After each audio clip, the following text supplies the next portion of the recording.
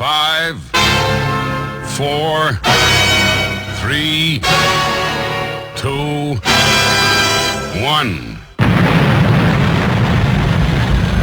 They've landed. You're in the right place. Online, on the web, and on air. All over the world. Talk radio. You hear us, we hear you. Good evening and welcome to the show. Out there in cyberspace, welcome to the KTPF Community Talk Show, keeping the paranormal friendly on www.ktpf.co.uk. My name is Suzanne. I turned it off while I was drinking. And my name's Steve. Welcome, everybody. The show that one of our regular listeners says it's like sitting down for a coffee with a group of friends. I like that, I like that. For those who don't know, back in 2007, Steve and I started the KTPF, which stands for Keeping the Paranormal Friendly, dedicated to helping groups and investigators alike. Our mission was to try and bring the paranormal world together, sharing our findings and help move us all forward, encouraging you to share information, advice, and most importantly, friendship. Remember, collaboration, not competition. Although concentrating more on the investigating side of the paranormal,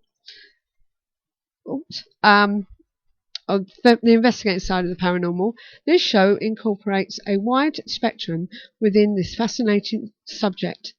With interviews from special guests within most areas of their chosen field to team members promoting their own group and sharing their experiences. As with our discussion area within the forum, we invite you to engage in live, friendly discussions involving a variety of topics from cryptozoology to UFOs. So if you have any questions, you can use the live interactive chat room and we will ask our guests for you, or you can call in and ask them yourself. Later, we will have the event guide from Paranormal Events for you with a rundown of the latest event news. But for now, what's on this week? Well, later we will be talking to Steve Johnson, the man who dreams the future, about this remarkable phenomenon he has and how it affects him personally. But first, I would like to introduce the man who recommends our little show and good friend, Mr. Steve Mera. Hello, good evening. How are you, Steve? I'm fine, thank you. It's great to be back. Good. We haven't missed you. Well, yeah, of course, I've been a busy guy, but as soon as I get the time, I try and do what I can when I can. I know. We lost you to a certain city talk, though, didn't we? It went on for about 12 months. And it stopped. And then I stopped, basically, because the show wasn't going in the direction I wanted it to, unfortunately. I do know that they are still trying to carry it on. Yeah. But I do know that they ended up losing the license. It came off live radio, ended up onto the internet. So. Oh, I see. So they're still going somewhere along They the are line. still kind of going on somewhere along the lines, yeah. Right, okay. So anyway, welcome to everybody in the chat room. Let's just say hello to you all. Let's see, who have we got in at the moment? We've got Andy707, Bill7, good evening to you. And he's looking forward to the show. And who else have we got? We've got John, who's actually here with us in the hub, checking everything on the laptop this week. Give us a wave, Joe. So we have quite a few people viewing. So if you'd like to join us in the chat room, why don't you just log in? There's no registration. All you have to do is just get yourself in the chat room. So, because there's definitely more listening than there is in the chat room. Yeah, just put in your handle and type away. This is it. Well, as I said, later on we'll have the paranormal events, which we've got a few of. But I'm going to catch up with Steve. So how have you been keeping? Okay, I'm really busy, as usual. Every time I see you, I say, I'm really busy. I know you do. But then things get worse. I know. It's absolutely crazy. This month I've been doing a lot of lectures. Last month I did about 6 or 7. And of course, I wanted to focus on doing a lot more lecturing a couple of years ago. And basically, I stopped the lecture circuit. I started around about 1989 on the lecture circuit. And by 1994, I was pretty much doing all over the country. But it's very tiring work. You're travelling all the time. backwards and forwards, staying in hotels, uncomfy beds, and it's not like you see on TV, you know. No, this is it. And it's absolutely tiring. It really is. So basically, I took some time out. And I focused on writing my books and doing TV work and radio and other things. But a couple of years ago, I thought I'd open that lid on it again and get back into the lecture circuit. And it's just gone mad. It's just it's taken off. Everybody. I think what's happened is that the lecture circuit over the years it's diminished. It's gone down a lot. Yeah. And the lecturers that I see now don't really have any relatively good information that they're really coming out with, a lot of them. And it's a shame. Or it's regurgitated information that you will often hear about and read about all the time. So basically, coming out with new information, a lot of people say, "Oh, that's fantastic," you know. And of course, for me, the problem is that I can't get away from doing certain lectures because people come up and say, "I want that very same lecture. Can you do it for me?" So I go, "Oh God, you know, I mean, I've got at least 60 different lectures, but I'm stuck doing the same one because everybody seems to think that's the one." And I just keep doing circular. I did the Probe International conference. Yeah. In March for Sam Wright, which was a 2-day event. Then I did the New Horizons. I had a couple of their events for them, one in Preston and one in St Anne's, and they're a great team because they put an event together every single week. There's somebody there talking about something really interesting. And they had one in Preston and they had one at St Anne's as well, so they're quite popular. Yeah.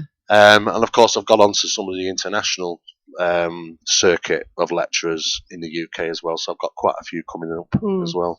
In the meantime, I'm trying to write my 4th book. I'm juggling the possibility of doing a particular TV show with somebody who's recently just got in touch with me. Her name's Emma. And then there's the magazine, of course. Now the magazine's just gone absolutely ballistic. I mean, apart from us having a standalone issue now in Spain, Phenomena magazine.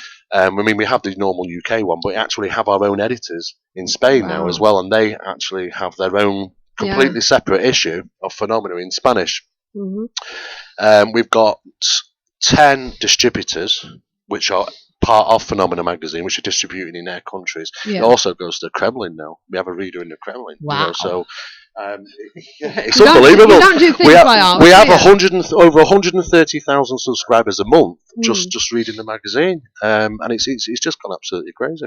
Amazing. You know, so it's certainly busy. It's certainly there's always something to do, but when I can and I've got the time, I'm always helping people out. I know you do.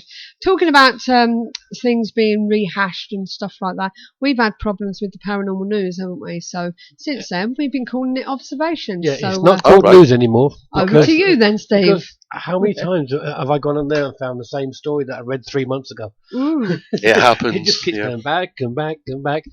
Well, here's one that I didn't read 3 months ago. Okay, there's a strange case of Katrina Landau. 14-year-old Long Island girl is the focus of mystifying and terrifying poltergeist activity. It started when she was 8 years old, with just little seemingly insignificant things. When she walked into a room, a table lamp would suddenly come on by itself. A book on the table would nudge over a fraction of an inch. The family cat would jump up from a sound sleep and run smack into a wall. Poor cat.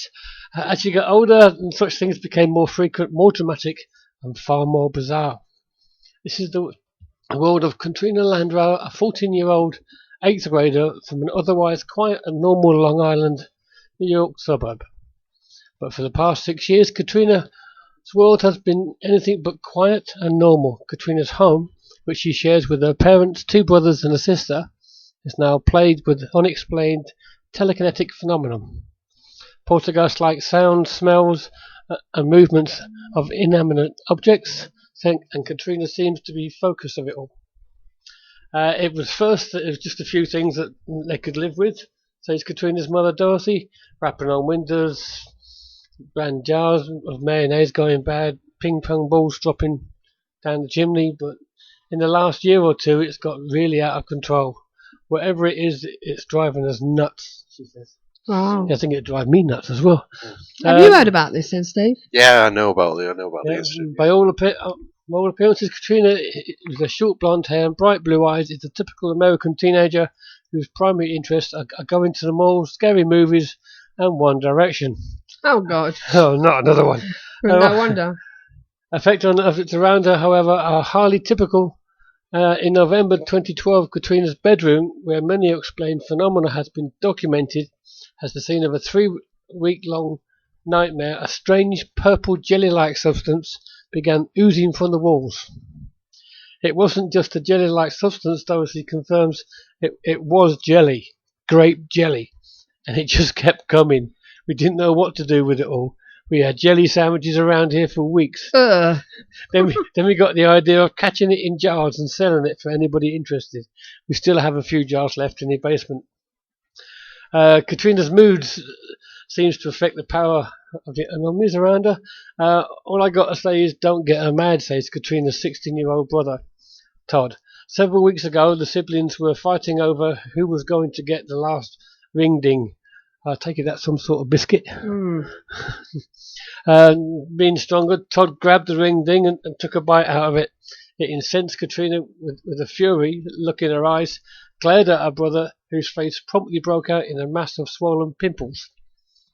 I mean, it could have been from the ring ding, says Todd, whose face is still dotted heavily with blemishes, but I doubt it. I've gone through 7 tubes of Clearasil trying to clear it up. Well, first of all, I must add that there are other products. If you, for being British, jelly to the Americans is jam, and Andy707 wants to know, what's a poltergeist smell? Do you know anything about that? Well, poltergeists aren't really smelling at all. I think what they actually mean is probably odours which might be associated to the possible paranormal things that are taking place as part of the poltergeist infestation.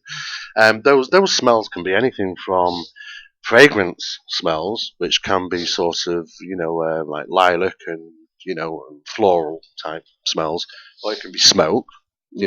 Pipe smoke, tobacco smoke, cigarette smoke.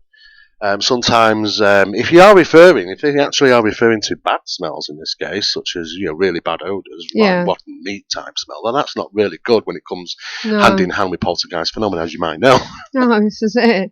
Bill7 said it was an advert on Phenomena Mag that got him here a few weeks ago, so thanks for that. Oh, right, yeah, no problem whatsoever, yeah, fantastic. Thanks for I'm glad it's working then, good. Thanks for recommending us, Steve.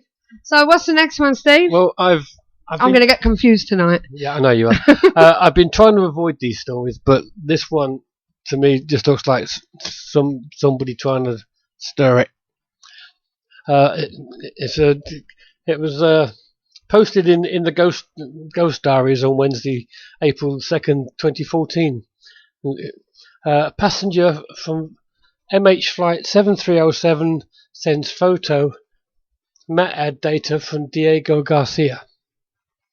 Now, what they're saying is that they had a feeling that this wasn't over yet. An incredible media attention of the Malaysian Flight 370 mystery has yielded shocking new revelations.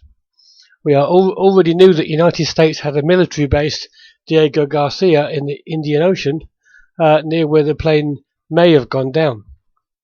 New information has surfaced from IntelliHub News, where journalist Jim Stone claims a photo was sent by passenger Philip Wood, a technical storage executive at IBM, confirming his location as being within a couple of miles of Diego Garcia base. The text accompanying the photo reads, "I have been held hostage by unknown military personnel. After my flight was hijacked, blindfolded, I work for IBM and have managed to hide my cell phone in my ass during the hijack." I think he means down the back of his trousers. Yeah. But I have been separated from the rest of the passengers and I am in a cell. My name is Philip Wood. I think I've been drugged as well and cannot think clearly. Now,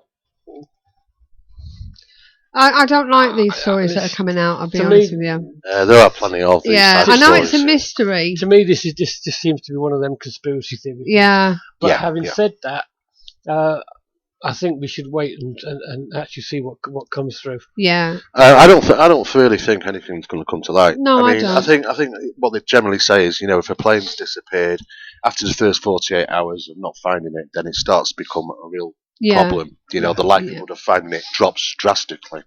Over the period of time now, what are we talking now? 2.5 weeks? Yeah. They reckon it's going to be very likely that they actually find anything after 2.5 weeks. They reckon the black box signal lasts 30 days. Yeah. And they were saying this morning that they've picked up the signal, but they're not sure. But they're not sure if it's actually. This is the problem. It's not confirmed. The thing is, we talk to a lot of people, don't we, on the internet, and a lot of people say, "Well, we can't believe what we hear or see on the news now." So, if that is the case, then what is really happening is the question, isn't it? Yeah.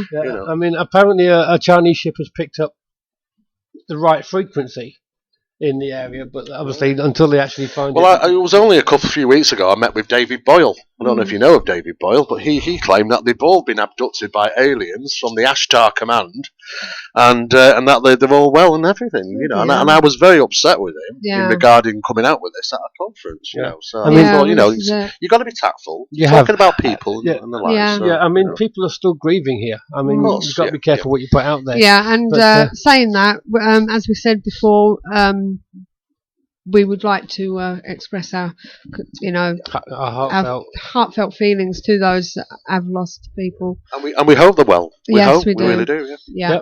I mean, if that story is true, and I don't for 1 second believe that it is, at least they're alive. Yeah, that's the only good thing you can take from a story. Yeah, I know what you're saying, Steve. Yeah. I mean, I know, like in the 1980s, one of the procedures were if any hijacked aircraft were done by military personnel or by the governmental officials, then the aircraft would be immediately taken into a hangar, which is acted as a Faraday cage. That Faraday cage then blocks all signals. Yeah, Right, what's your next one, babe?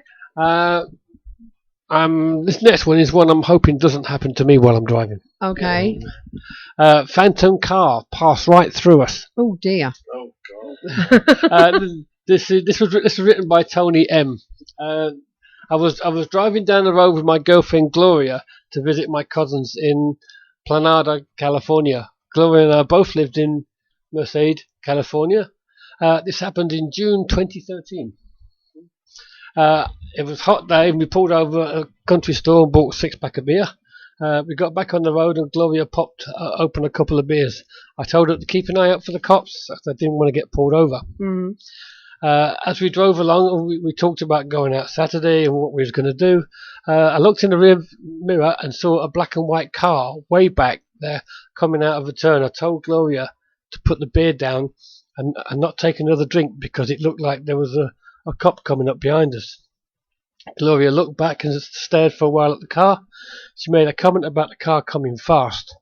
I looked in the mirror and sure enough, that sucker had closed distance in half and it was still closing in. I handed my beer to Gloria and told her to put it on the floorboards with hers and cover them. I was beginning to get a little nervous at this point. I looked in the mirror and that car was almost going to be upon us. I was ready for these pretty blue lights to come on at any second. Then I realised the car wasn't slowing down. I told Gloria it was going to ram us. I was doing around 55 miles per hour and the car was doing at least 80. I didn't attempt to pull off the road because I was in shock. I couldn't believe that this guy was doing. There was only a few seconds and all I could say to Gloria was, before impact, hold on. I remember closing my eyes, gripping the steering wheel tight and bracing myself. But there was no impact, no collision. I opened my eyes and that car was in front of us. What the? It was moving away fast and leaving us behind. All this happened fast. I turned to Gloria and she was looking at me in a way she'd never had before. It was unnerving. Gloria is a beautiful girl, but the expression on her face, along with some piercing eyes, was very unsettling. Then she sort of snapped out of it. I asked her if she was all right, and she said that she asked me what happened. I pointed down the road at the speck in the distance and told her that the car was going to hit us. I pulled over and we discussed what happened, and she didn't remember anything up to the point where I said, "Are you all right?" That's interesting. Yeah, it's funny really because when we were coming back from Peterborough recently, it was just last week, wasn't it, Steve? It was. Not saying that a car went through us, but talking about cars really. Yes. I had a Matrix moment. You seemed to have a Matrix moment, didn't you, Steve? I did. What's a Matrix moment? Just explain that to us. We think we had a Matrix. For our listeners, yeah. Well, I think it was the first Matrix film. They mentioned it. He saw this cat do the same thing twice. Oh God! Do you know what? I've had one of them. Yeah. I know what you mean now. Yeah. And they said that's a glitch in the Matrix. It's trying to fix itself. Right, Yeah. I understand. I have had exactly the same thing. I was parked in Altrincham. Have I got time to just go on. I was parked in Altrincham. I was waiting for an auntie. She'd gone into a shop, and I'm parked there. It's a nice sunny day, so I thought I'm going to have a cigarette whilst I'm waiting for her. So I reached down for my cigarettes, I lift up, and as I'm sat there, just trying to light my cigarette, a woman walks past right in front of the car. She looks at me, and over her shoulder, she had a handbag. And the handbag slipped off her shoulder, and she just kind of grabbed it just before it kind of fell on the floor. And she lifted it up, and then she noticed that I was watching her, so I kind of got a bit of a funny look off her. And then I noticed you don't often see a red Ferrari, but a red Ferrari drives past because we're not too far from Hale, and quite a few posh people there. and I was like, I was more interested in the red Ferrari, actually, to say the truth. And then I thought, I lit my cigarette, and I put my lighter back down, and I lifted up, and I saw this woman walking past. I thought, that looks exactly like the same woman I've just seen, with the same bag on her shoulder. And then the bag fell over off her shoulders. and I just thought, hang on a second, what's happening here? Is that deja vu, and then, or is it a Matrix moment? I tell you what I did. I actually leant forward to look for the Ferrari to come around the corner, and there it was. And there it drove past. And I was like, what the hell just happened? Steve was driving home, and this car passed us. Well, there was just before we pulled onto the A1 from Doncaster, to come off the M18 to go onto the A1. And the car that I recognised, and the driver more than anything else, was an old guy. Because I said to you at the time, how come he couldn't stop at the line? He was going slow enough. He was half a car over the line. And I'm thinking, why? It's just crazy. I passed him and went onto the A1. A white van and him passed me. Yeah. And then before we got to, where was you born? I forgot. Workshop. Before we got to the workshop turn-in, which I think is the two further down. Yeah. They passed me again, both cars. Yeah. And I looked over and saw the old guy driving past me. Yeah. So I think, you've already done that. Same number plate. It's crazy, isn't it? And do you know who'd love this conversation? David Icke. Yeah, David Icke would love this conversation. He's a guy I'd love to get on the show. Oh, David. Put your word in, please. Put your word in. So, I thought to myself, well, if this is the case, how many times has this happened that we just don't notice? Oh, this is it. And I mean, a couple of weeks before we were doing the same journey, when he was coming back the other way, and we both said, didn't we? Blimey, we got here quick. Yeah. Yeah.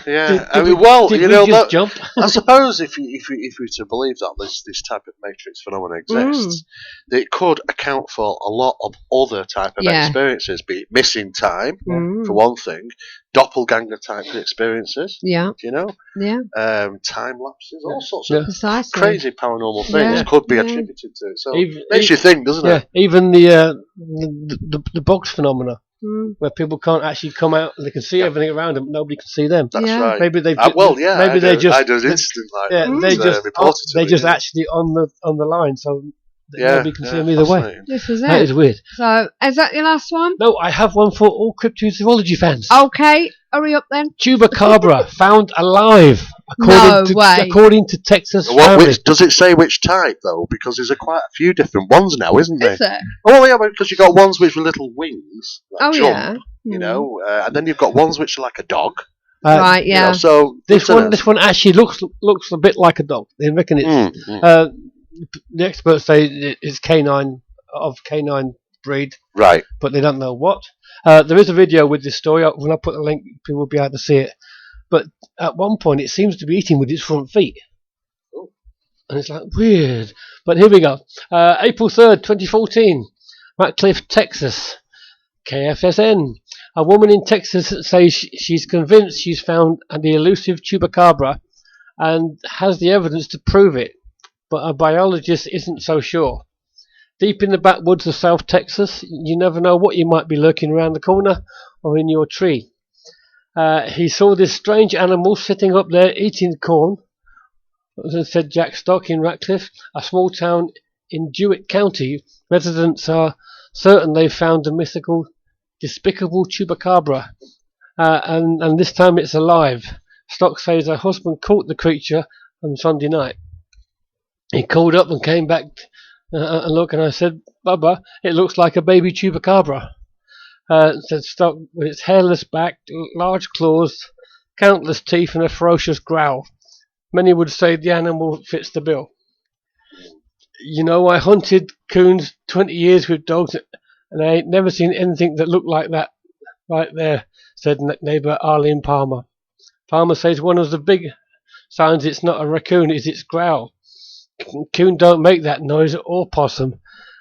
What makes that noise, I guess? Chupacabra does. I don't know, he said. The Jewett County, most people are convinced that this elusive chupacabra, but what do wildlife experts have to say? The animal in the cage, as best as I can tell, the view is of a small canine, said Brett Ortego, a biologist in Texas Park and Wildlife. Tugger says a canine can include coyote, dog, or even a fox. He says the animal most likely has mange and has caused its hair to fall out. As for chupacabra, well, he said, he thinks otherwise. It's never proven to be a unique species. It's always something out there that allegedly was said to cause harm and threatened to cause harm to people or livestock, he said. Now, I only read the first bit this earlier, and then I pasted this over to read it to you guys. And it struck me that this chupacabra is supposed to be a meat eater. Mm. Why was it eating corn? Well, Andy's just said... Has it turned into a vegetarian? Andy just said he saw that and it looks like a bald rabbit, and he's wondering whether it's a late April 1st. Yeah, I'm going. There is a possibility, but I have actually seen a video sequence taken by police officers on the video cameras. Really? On a police vehicle pursuing one of these, and that one that was running down the road there. Yeah, exactly. Do you remember that one, Steve? Yeah, I remember that one. And by all accounts, it looked like it was some type of crossbreed. It could be literally like a wild dog, which is bred with a coyote, but it looked like it had mange. Mm-hmm. It had a very unusual, longer snout than a normal dog would have. It had funny, slightly unusual stiff-shaped legs, and certainly looked quite odd. But the principal thing is it did look canine related. Mm. And as you go through the stories of chupacabra, it first entered our scenes many years ago. People were reporting in Puerto Rico animals be losing blood. So this was thought to be some type of vampiric animal. And then people claimed to have seen a small animal which walked on its back legs, could jump very high, and as it did, it kind of fluttered its wings, in a sense of speaking, and kind of disappeared. Some people have even reported them hovering in places. And then that story changed and then about 7 years later, we got these incidents where people reported seeing an alien with red eyes and three bulges on its head, and they called that the chupacabra. And now we've got these dog-type things which we call chupacabra. So it all gets very mixed up. Well, this is it. Okay. And that's the observation? I do have one more, but if you're ready to go to... Yes, I am actually. I can come back to that one. We'll come back to that later. Right, before we go to try and get hold of Steve, because we was having Skype problems, I'm going to try and get hold of him in a minute. Can you introduce us to this guy? Now, he's come to you, hasn't he? Yeah. And... basically, he said, I can do it. What do you reckon? Well, I'll tell you very quickly the story about 10 years ago. Now, people who know me within certain circles will know that I'm probably one of the most sceptical guys you'll probably come across. And yet you've got to have, some very good evidence to prove to me that, certain things exist. So, in the field of parapsychology, it's my determination to try and rationalise phenomena. He rang me up, out the blue. From details upon my website, he'd already been in touch with a couple of other people, a psychologist at one of them. It just couldn't handle it, which is understandable, I suppose. And he said to me that, Mr. Science Man, I'm going to blow your head off. I'm going to blow your mind. I've got this ability. Yeah. It's precognition. For those that don't know about precognition, it's a form of obtaining information through dreams and visions pertaining to future events. Precognition, precognitive. And to tell you the truth, he annoyed the hell out of me. I thought he was really obnoxious. And if he's listening to this, he's probably laughing his socks off. But but do you know what? He did it on purpose. Yeah. Because he wanted me to bite. Yes. And bite hard I did. Yeah. I put him on the monitoring program straight away and thought, right, that's it. I'm not going to hear from him again. Which is usually the normal run of the mill. Yeah. Anybody, like I've said, can have a one-hit wonder. You know, occasionally some people will have those experiences. Very little, very a lot less times than they've actually ever documented. But he was a consistency, and over a period of time, I kind of noted after being putting him on the monitoring program, he was getting hits, and it became more regularly, and that is when he started getting my attention. Because I didn't expect to hear from him again, and I said, right, well, just you got to send them through by data logged emails. Now this is through the Yahoo server. We've even got people have even asked, oh God, can they be manipulated? No, they can't. We got written confirmation from Yahoo to say that it's timestamped to access. You can use them in court. They're good for court. They're good for us. Yeah, it's a good way of obtaining the information prior to the event. And I started experiencing different things where he was getting things right. I ended up dropping a few projects then because I thought I'm going to need to focus on a bit more. And I'll owe me on this. My hands up. He did blow me away. I've never come across a guy ever like this. Monitoring him, it sounds sinister. Monitoring means that we ask him to put information on data, and send it to us electronically. So it's time stamped, so that the information that he's obtaining, we've got a record of it. And we can prove when we got that record of information prior to the event. So when the event happens, we can say, well, there's the event, and this is the information. So people can't say, well, that information could have been sent after the event. It proves it's beforehand. So this monitoring program is basically for him. It's more for him, really, to send the information to us, and so we can log it appropriately, and so we've got evidence. Now, even though Alison DeBar was classed as a medium, technically she was dreaming. Yes. So she was obtaining through things, through dreams and visions, yes. Yeah, so basically is a male Alison DeBar. Well, no. It gets tricky because really the program, which we were referring to was medium, was wrongly termed, to be honest with you. I mean, mediumship, as we know, a form of channeling, and that's done differently normally than, through your dream process, visions, as we know, but... I don't think really Steve focuses basically on the precognition, even though that he does have.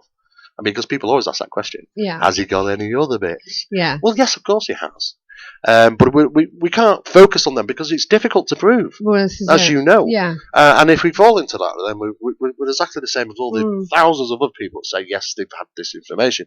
We want to focus on evidence. We want to focus on the fact that, yes, we can prove that this ability is happening, and happening quite regularly. And it has done. And like I say, it's been 10 years now. We've got a huge, overwhelming amount of information. Really, we don't need another stone to add to the mountain we've already got, but it just keeps coming thick and fast from him. Right. And like I say, Steve's become quite internationally known now, so it's absolutely fascinating. Well, we're going to get hold of Steve, and while we're doing that, we'll play this. The Paranormal Intelligence Gathering Services Ghost Store is a one-stop shop for all of your ghost hunting gadgetry needs. From ghost hunters for ghost hunters, the shop is filled with all of the latest in investigation equipment, shipped in from all around the world, from high-quality digital dictaphones to EMF pumps, infrared illuminators to laser grid pens, CCTV equipment to data loggers. All of our equipment has already been imported, so you can buy it safe in the knowledge that there will be no hidden costs. And with our postage promise, you'll never pay more than the actual postage price. So visit www.the-pigs.co.uk/ghost store. Yeah, that was the words from our friend Tim Brown down there at PIGS Pigs. Okay, we've finally got Steve online on the Skype. Good evening, Steve Johnson. Hello, mate. Can you hear me? Yep, we can hear you okay. Can everyone hear him okay in the chat room? Just let us know. Speak to me right over there, John. Can you hear him okay? Good. We have Steve Mera here with us. Have you been listening to him? Oh, yeah. Nice hat, Steve. Thank you, mate. Oh dear. So how are you, Steve? I'm alright, mate. How are you? Yeah, not too bad, mate. Right, so now tell us a bit about yourself personally, before you tell us about your phenomena. Personally, there ain't that much to tell, really. I'm married. I've got 3 kids. Mm-hmm. I love music. I'm a fanatical Liverpool Football Club fan. We're top of the league still, by the way, Steve. I know. That's it, pretty much. Family man, love football, love music. That's it. And you're from the Midlands area? Oh yeah, I'm from the Midlands, yeah. Right, okay. So that's a little bit about Steve the man. Now, we're going to find out a little bit more about Steve now, because I've been said this last week, and I don't want it to come over too wrong, because it sounds like I'm saying pathetic, but he's a prophetic seer, is what people have been saying. And basically, we're going to be talking to him about what he does, and he's been joining up with you, hasn't he, Steve Mera? Well, Steve contacted me about 10 years ago, out the blue, and we've been working together ever since. Yeah. And it's just become a real For big you project. to say this man is true, that it's got to be right. You know what I'm like. This is it. This is a problem. Everybody who knows me knows that. Don't go to Steve Mera, for crying out loud. He will probe it and tear it apart and look it inside out and to find a rational explanation. I will. I'm determined to, because I want to prove. Especially the parapsychology partners exactly want that. We want to definitely, without no question of doubt, prove it, and we can. And we've got it, and we're still doing it now. So it's actually a phenomenal story, it really is. So, Steve Johnson, I'm going to have to say your surname. Don't. I've got 3 Steves in this room at the moment, including yourself. So, Steve Johnson. Now, how long have you had this phenomena for? Well, forever. But it came to the fore on. It absolutely confirmed it on September 11, 2001. Right, okay. And what actually happened then? Some planes flew into some buildings. Oh, no. Are you sure? Are you sure that's just not a conspiracy there, Steve? That's a conspiracy, isn't it? No, seriously, tell us a story about how you found out how you got into it. How you got into it. Well, it got into me. I didn't look for it. It came to me. This goes deep though, so I'll warn you now. Go for it. Floor's yours. Right, okay, so I need to go back to the start to explain how this all happened. I was born in Coventry, and we moved here to where I live now when I was a baby. I'm still in the same town now, and I was the youngest of 4, and I was a very deep, profound child in many ways, but I kept it to myself, I lived on a council estate. You don't start being prophetic when you're 8 years old on a council estate if you want to live. So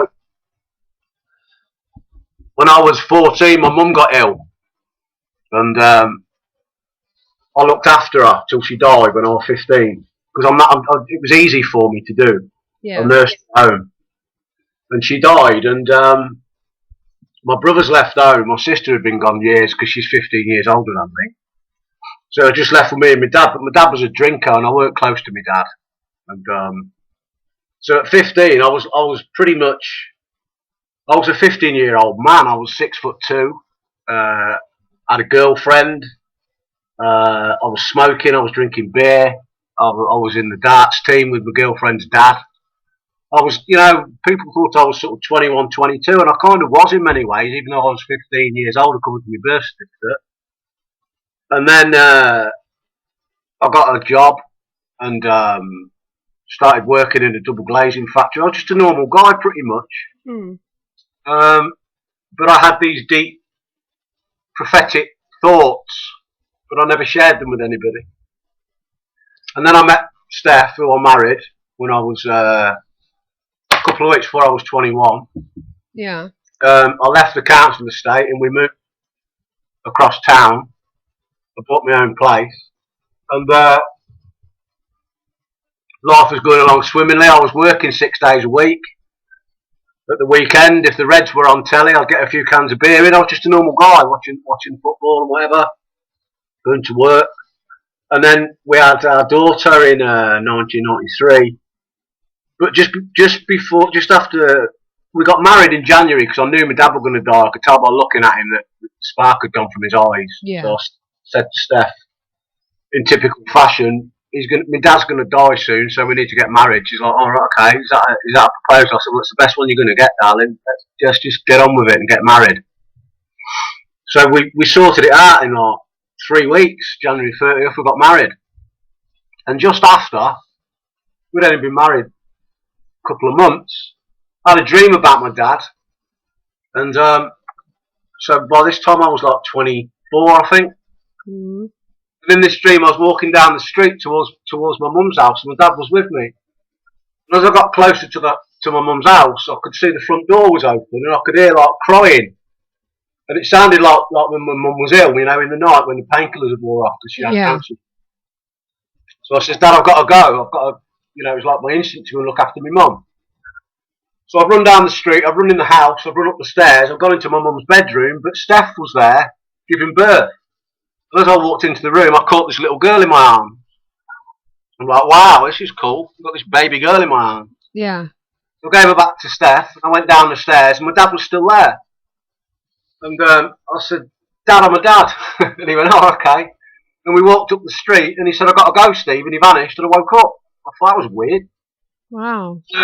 So the next day, so then, I got up, it was like 6 o'clock, 5:30 in the morning, tripped over the cat as I always did in that fucking flat we lived in.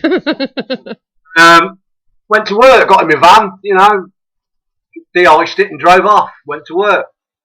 Come back, said to the missus, I had a really weird dream last night, I told her. I said, you ain't pregnant, eh? We'd only been married a couple of months. Yeah.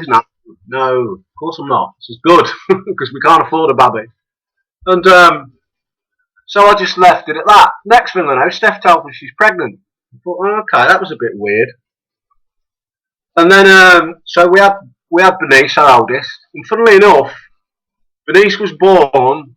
Steph went into labour on the 15th of March the following year. So we'd only been married like 4 or 5 months and she was caught pregnant. Just after that dream. And she went into labour on the 15th of March, which coincidentally was the anniversary of when Steph's mum had died, coincidentally when Steph was 15 as well. The following day Bernice was born.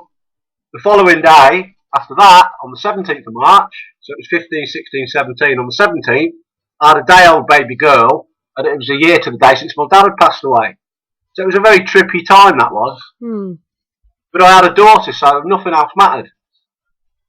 So I carried on going to work and stuff, and then we had and then Summer, the Sunshine Girl, she come along in 2 years later, in 96. And everything was going along pretty cool, And then after that, it was about 98, and I started to dream about my mum and dad again in the council estate where I lived as a kid. And so again, I spoke to the missus about it, and I spoke to Steph's sister, her older sister, and her other sister actually, but her older sister. She's got a degree in international studies and law, and she's got loads of A-level. She's a really clever girl. And me and Steph spoke to her. I said, I keep dreaming about my mum and dad and stuff, and weird going back down to the council estate. And we kind of discussed, well, you know what? You lost both your parents by the time you're 24 years of age. And now you're a parent yourself. It's just the mind's way of dealing with stuff. And I said, well, yeah, but in the cold light of day, I don't even think about them. But then I suppose your brain in the night filters information that you ordinarily wouldn't think of during your waking hours, sort of thing. I put it down to that. And then these dreams carried on, but it got interesting because, bearing in mind, I was working in the double glazing industry and it was a busy environment I was in. So I was working 14 hours a day because I had 2 little girls, trying to earn as much money as I could. Yeah. I'd be fast asleep. I was asleep the instant my head hit the pillow in them days. And these dreams were very strong. Back at the council estate, my mum and dad were there. not a lot was happening. It was like I was a kid again. By this time I was sort of 28, 29. And I noticed then, when I was waking up from these dreams, out of this deep sleep, it was the same time every time. It was 22 minutes past 2 in the morning. So it's pitch black. I'm having these dreams about my dead parents. I'm going home, and they're there, which is pretty trippy, because they're dead, and they're talking to me. And I'm looking across for the time, and there's 3 red neon 2s looking back at me. And this started to happen 2 or 3 times a week, every week. So again, I spoke to Steph again, and I spoke to Steph's sister again. And they said, well, this is getting too weird now to wake you up at the same time every time. There's something strange going on here. I was like, no shit, Sherlock. It was pretty scary, you know. And then things started to come out of my mouth that I was thinking. And these things started to happen. And then I started to dream. And then my son was born in 1999. By that time, I knew that I was... I mean, I described it as a metamorphosis, but in actual fact, it was some kind of a renaissance, because I was becoming what I always was anyway. Yeah. And I knew deep down inside of me that this thing would manifest one day, and it was here. So I thought, okay, I've got to deal with this, because it ain't going to go away, because you can't stay awake 24 hours a day, can you? No. So then, down at the council estate, there were Boeings going overhead now. And they were very strong, powerful. I was talking about Boeings. I was talking about another dream I had. It opened with a Boeing, and some people ran around pinging machine gun bullets everywhere and stuff. And I was changing as well. In the summertime, there was a program on BBC Two called Faces of Islam, and I started to watch it, and I didn't have a clue what Islam was. I was really drawn to it, really, really drawn to it. So I asked Steph, I said that apparently there's a book called the Quran. It's like the Bible, but it's for a faith called Islam. Steph knew all about it. I didn't have a clue. I didn't know what it was. And I said, can you go to the library and get it me? Because I need to see this. I need to read it. They have it, you know. And then also at that time I was having horrendous headaches every day, 4, 5, 6 times a day. These attacks going through my right eye. I went to see my doctor, and he said they were cluster headaches. But I knew, Steph thought I'd got a brain tumour. I said, no, this is a psychic attack. This is terrible what's coming. I was talking about terror in the sky. And then there was another night, I had a vision while I was awake, and I was in America looking down. I was in like a helicopter, glass fronted thing. I could see all these tall buildings and this bridge in front of these buildings. And then as I kind of snapped out of that, I was kind of falling asleep again, but I was still awake. My sensory perception was still open, and I could hear clear as day Frank Sinatra singing New York, and it was so loud I got up to see if the needle had fell off in my living room because I've got an old Sinatra record. It was my dad's. So I tripped over the cat again, walking through, and pitch black, silence. I thought, oh, that's a bit weird. Went back to bed, fallen asleep, had that vision again, heard that song again. I thought, this is getting really strange now. I couldn't work out what it was telling me. I knew it wasn't very pleasant. I was writing poetry, one I called Terror in the Sky. There's another poem I wrote called Christmas in July. And when you see the smoke billowing out the towers and stuff, that poem makes perfect sense. And then it got so bad.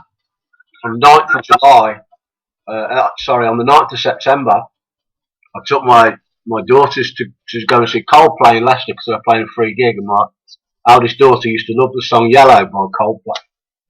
And I said to the missus, if one of these headaches kicks in, I'll just have to roll round the floor till it goes, because they last about 20 minutes. And I'm not putting my life on hold with this. And I bumped into a guy. He's a community worker, Paul Galley, used to be a school teacher, a really intelligent fella. I said, I'll meet up with you back at the pub if you want when we get back home. He says, okay. We'd never socialised before. We're always moving through community work. But I spoke to Paul about what was happening to me. I told him about how I was drawn to Islam. Frank Sinatra was on in the pub actually that night, and it was very, very quietly. And I said, "Is that New York, Paul? Because that's doing my head in. I keep hearing that everywhere. It keeps hitting my head. New York by Sinatra. What's going on?" And I told him I had this horrible foreboding, and I told him the whole story of Bowens, and it was so confusing. I told him about Islam. Yeah. He actually said to me, "I'll drop you a cassette round about Islam, a talk that Imam had given." And he dropped it through my letterbox the next day. I couldn't go to work because his headaches were so frequent. So the following day, I was sitting on the sofa at home, and it popped up on the screen that an airplane had hit a building in New York. And I thought, that resonates. So I clicked onto Sky News, and in a couple of minutes of madness, everything that I've been talking about, Islam, Bowens, New York, the Manhattan Bridge was the bridge that I saw, the tall buildings, everything blamed on the Islamic fundamentalists ever so quickly, was all there in my face. Here we go. Welcome to the world of being psychic, Steve. That was my introduction. Is that? Have you got your speaker on there?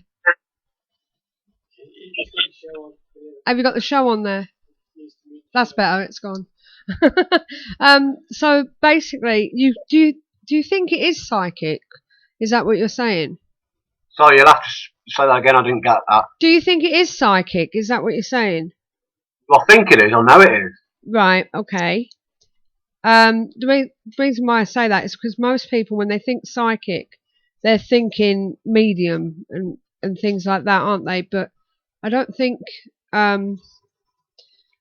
you look at yourself as a medium, do you? What do you think? Well, I don't talk, if I can help it, I don't talk to dead people, because I find dead people dead boring, to be honest with you. I don't know. One question that has been put forward to us in the chat room was, do you think that you may have got it from your parents? Do you think it's your parents bringing these visions through to you lately? Yeah. Pardon? Yeah, it is, yeah. Right, okay. And it's not just 9/11. So before we go further, how do these make you feel? In terms of what?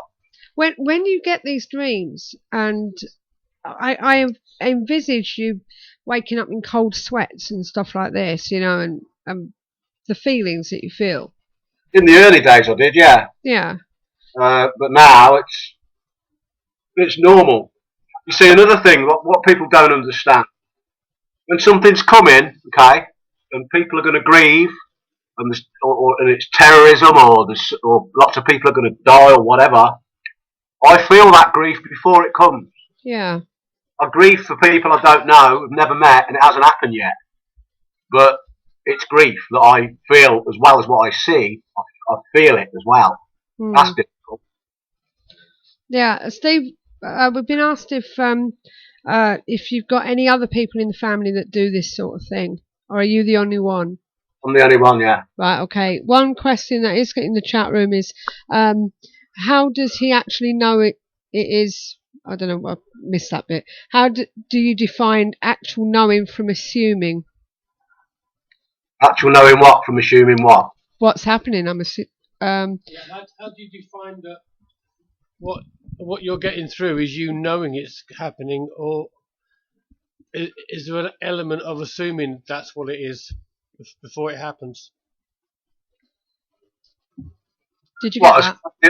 As far as the event's concerned, or as far as knowing that it's vision? As far as the event's concerned, how do you know that what you're seeing, 9/11 for instance, beforehand? Because I have all the elements. The vision and not just something in your head. I have all the elements of what's going to happen, and then I see it on my television that kind of confirms it to me. Right, okay, brilliant. One person, you might know something about this, Andy707 says, Institute of Noetic Science, that they actually work on 9/11 predictions and precognitions. Right, yeah. Maybe you should get in contact with them. Yeah. Well, the information was sent to him. Of course, we want to work with person just God helmet and yeah. and had different ideas, of course. Yeah.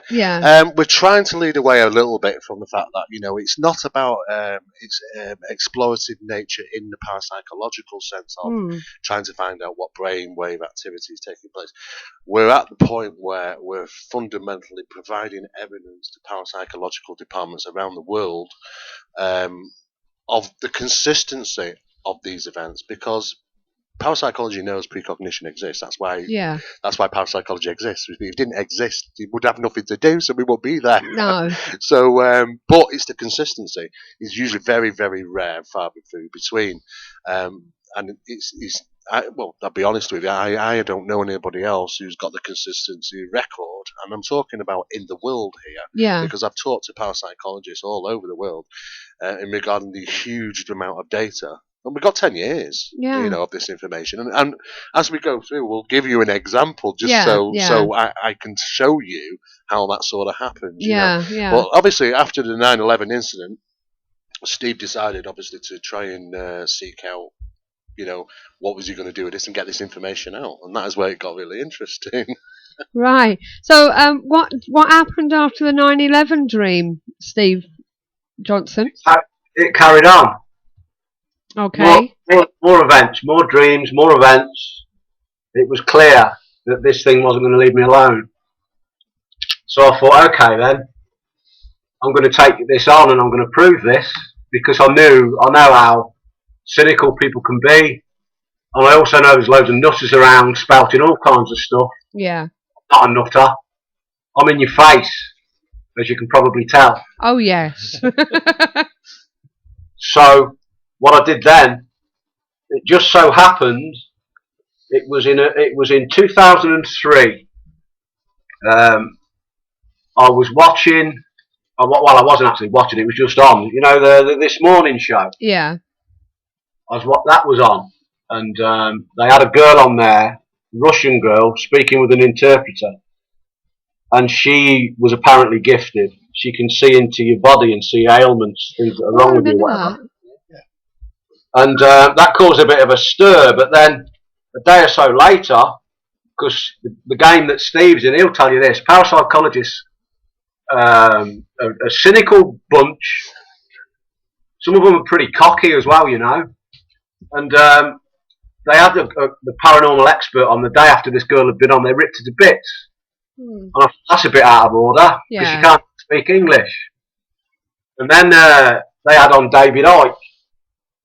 And that was very tongue-in-cheek, the way they presented that. And I thought, you know what, this is tantamount to bullying. Yeah.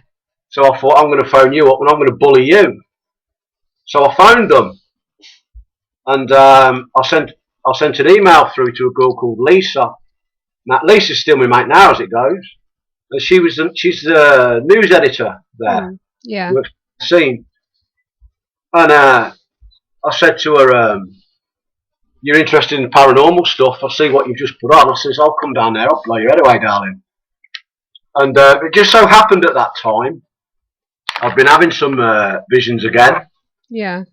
I couldn't work out what they meant, but I was nearly there. I put them down on film to prove it. And on this film, I got the missus to point the video camera at the television, switched it off, switched it back on, went through the Sky channels to prove that it was the time and date that I was saying that it was. Okay? But I was saying, well, how can I prove that now is now? Now, basically, in these dreams, these came over Christmas and into January 2003. I was at an airport again. A great big Chinese fella come over to me and said, are you Steve Johnson? I said, yeah. He said, come with me. Next thing, back on the streets where I used to live, just round the corner, with a great big Chinese guy, went into his house, but it was a terraced house. I thought, this don't add up. You must be a gangster, because the way he was suited and booted, but where he lived didn't add up. And then all his kids appeared. They were Chinese. And I went from his house over the road into the fish takeaway shop, and they were all Chinese in there as well. So I come out of there, and sticking out the fence was some fish wrapped in paper from the fish shop. So I grabbed this fish, took it home. My dad was there. I gave it to my dad. My brother's tucked into it. And then after that, there was another one. I went, this guy came along, there was another Chinese guy with him, and he took me it was a seaside resort, and he took me out across the ocean, and he said, I'm going to show you the life beneath the ocean. And I thought, I'm going to drown here, deep blue sea beneath me. And I woke up, and I could hear a woman crying. Thought it was the missus. She was fast asleep. Well, putting this thing together, it's taken away from a takeaway of fish, of Chinese, of drowning, of the ocean. What is this telling me? And then 2 weeks later, Morecambe Bay came, Cocklepelt. Oh yeah. Now they were brought into this country by Chinese gangmasters. They were herded into a terraced house. They were taken out to sea and they drowned. Yes. So I symbolically enacted what was going to happen, as well as saw all the elements of what was going to happen. So if you think about it, me going home, for instance, taking fish to my dad, they're coming over here to send money home to their families because they're poor. And they were brought here by gangsters, like I was, and they were all Chinese. Now I sent this film to Lisa, and Lisa come back. She said, it's obvious what it points to, Steve, but we need something.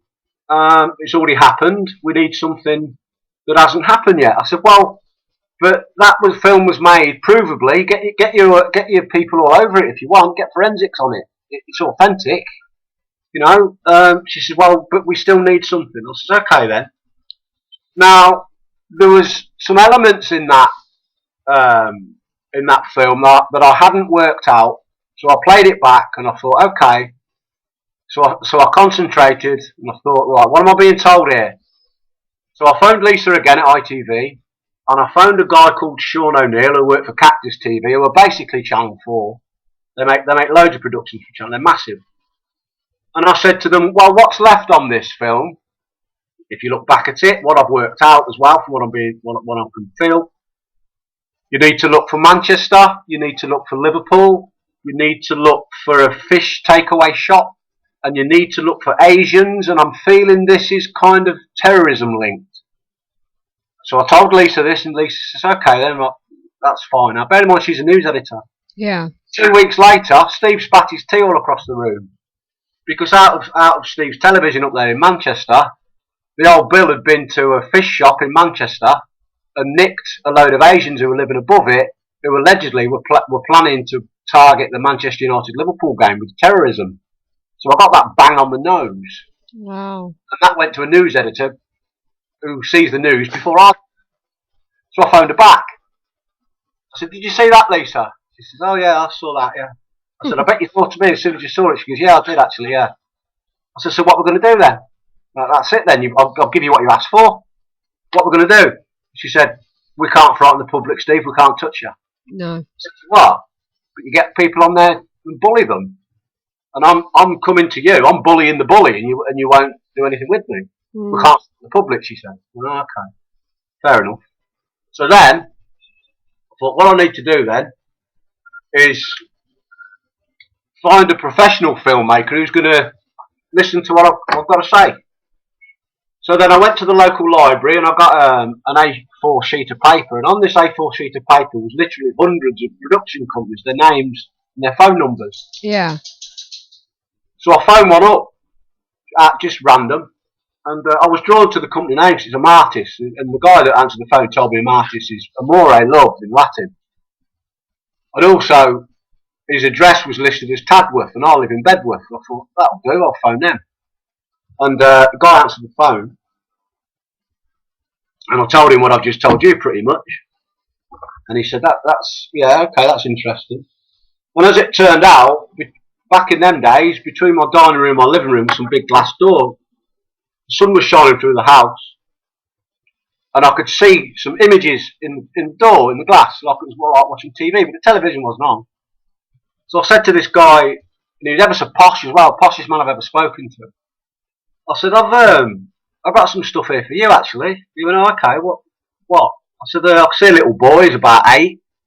He's got these funky, like, fishtail kind of uniform thing on in black. I said, it's you. He went, right. I said, and there's a French flag behind him. I said, all right, okay, you holiday in France a lot, you love it there, don't you? But France is your place. I said, and the letter P is very prominent. And then I said, oh, hang on, the French theme is continuing. I can see a Renault, it's green, and there's a woman driving it. She's got mousy blondie hair, and her name is Helena. Helena. And he went, I said, does that mean anything to you? He said, and he confirmed that he holidays in France all the time. The little boy that I saw in the funky uniform, this guy was educated at Eton, where the royal princes were educated. And his wife's called Helena, and she drives a green Renault. So I blew his head away a little bit. His name's David Pollock. And it carried on then. And David saw for himself what I do. So in the summertime of 2004, he invited me to Surrey to be filmed and interviewed by Alan Dedicoat. Now, Alan Dedicoat, if you watch the National Lottery on a Saturday night, the voiceover guy, that's him. Yeah. And he does Children in Need, and he reads the news on Radio 2. In fact, he read out 3 news items in the last 2 weeks that he got before me, before it happened. A newsreader on the BBC. So then, I thought, okay, what I need to do, because David explained to me how difficult it will be for media to embrace me because I scare everybody, apparently. So I thought, okay, what I need to do then is contact a psychologist, someone of the mind. And I phoned one guy, blew his head away. I could tell he was scared to death, so I just ended the call. And then I looked on the internet one night, and I came across, after I searched psychology, I fell into parapsychology. I've never heard of it. Didn't know what it was, and I've come across this website of all this information and all these words I've never heard before, like anomalistic phenomena and all this malarkey. And I thought, what's that mean? So I called the missus in, because she's a bit more intelligent than me, and things like that. So what's this on about? So she read it, and she went, oh yeah, he investigates like hauntings and stuff, this guy, this Steve Mera guy. But, and then it clicked onto SEP and another thing he's got going there, the Establishment of Parapsychology. And basically said that he investigates all claims of innate ability with a view to finding rational explanation. And my missus basically said, Steve, well, basically, if you rung him up and told him what you do, he's going to look for rational explanation. I said, well, how's he going to do that? She said, well, he'd say that you're mad or whatever. I said, you what? Right then. So I'm going to phone this Mera guy, and I've done him like a kipper as well. I said to him, I'm going to blow your head away, mate. He said, oh, are you now?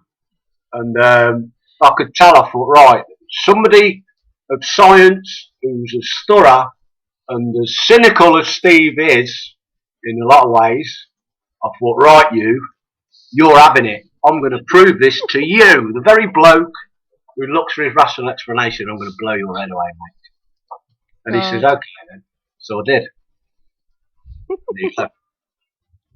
We've got a question in the chat room. Chris Andrews from Club Zero, paranormal group in Stockport. He's asking, has the amount of premonitions that you've actually had encountered?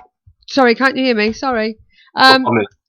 He says, the amount of premonitions that you've encountered, has it altered your life in any way? And if so, do you feel that you have a purpose or a role to conduct with your precognitions?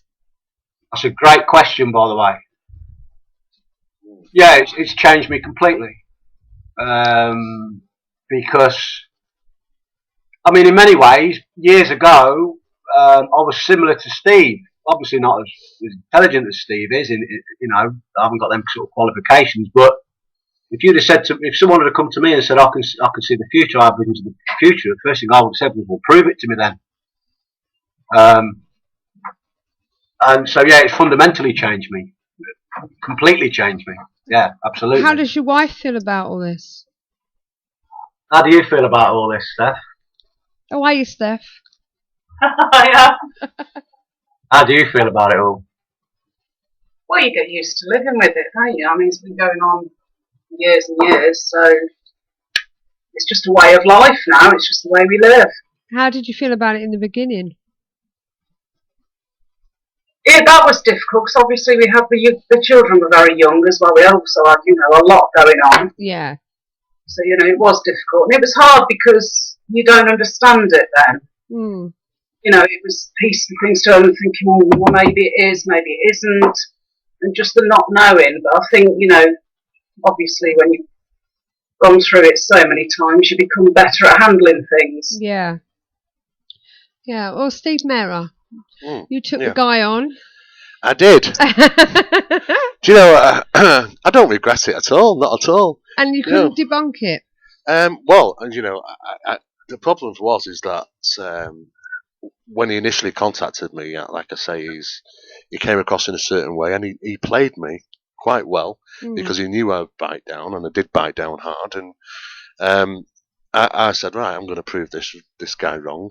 You know, I'm not going to have that. You know, and I was determined.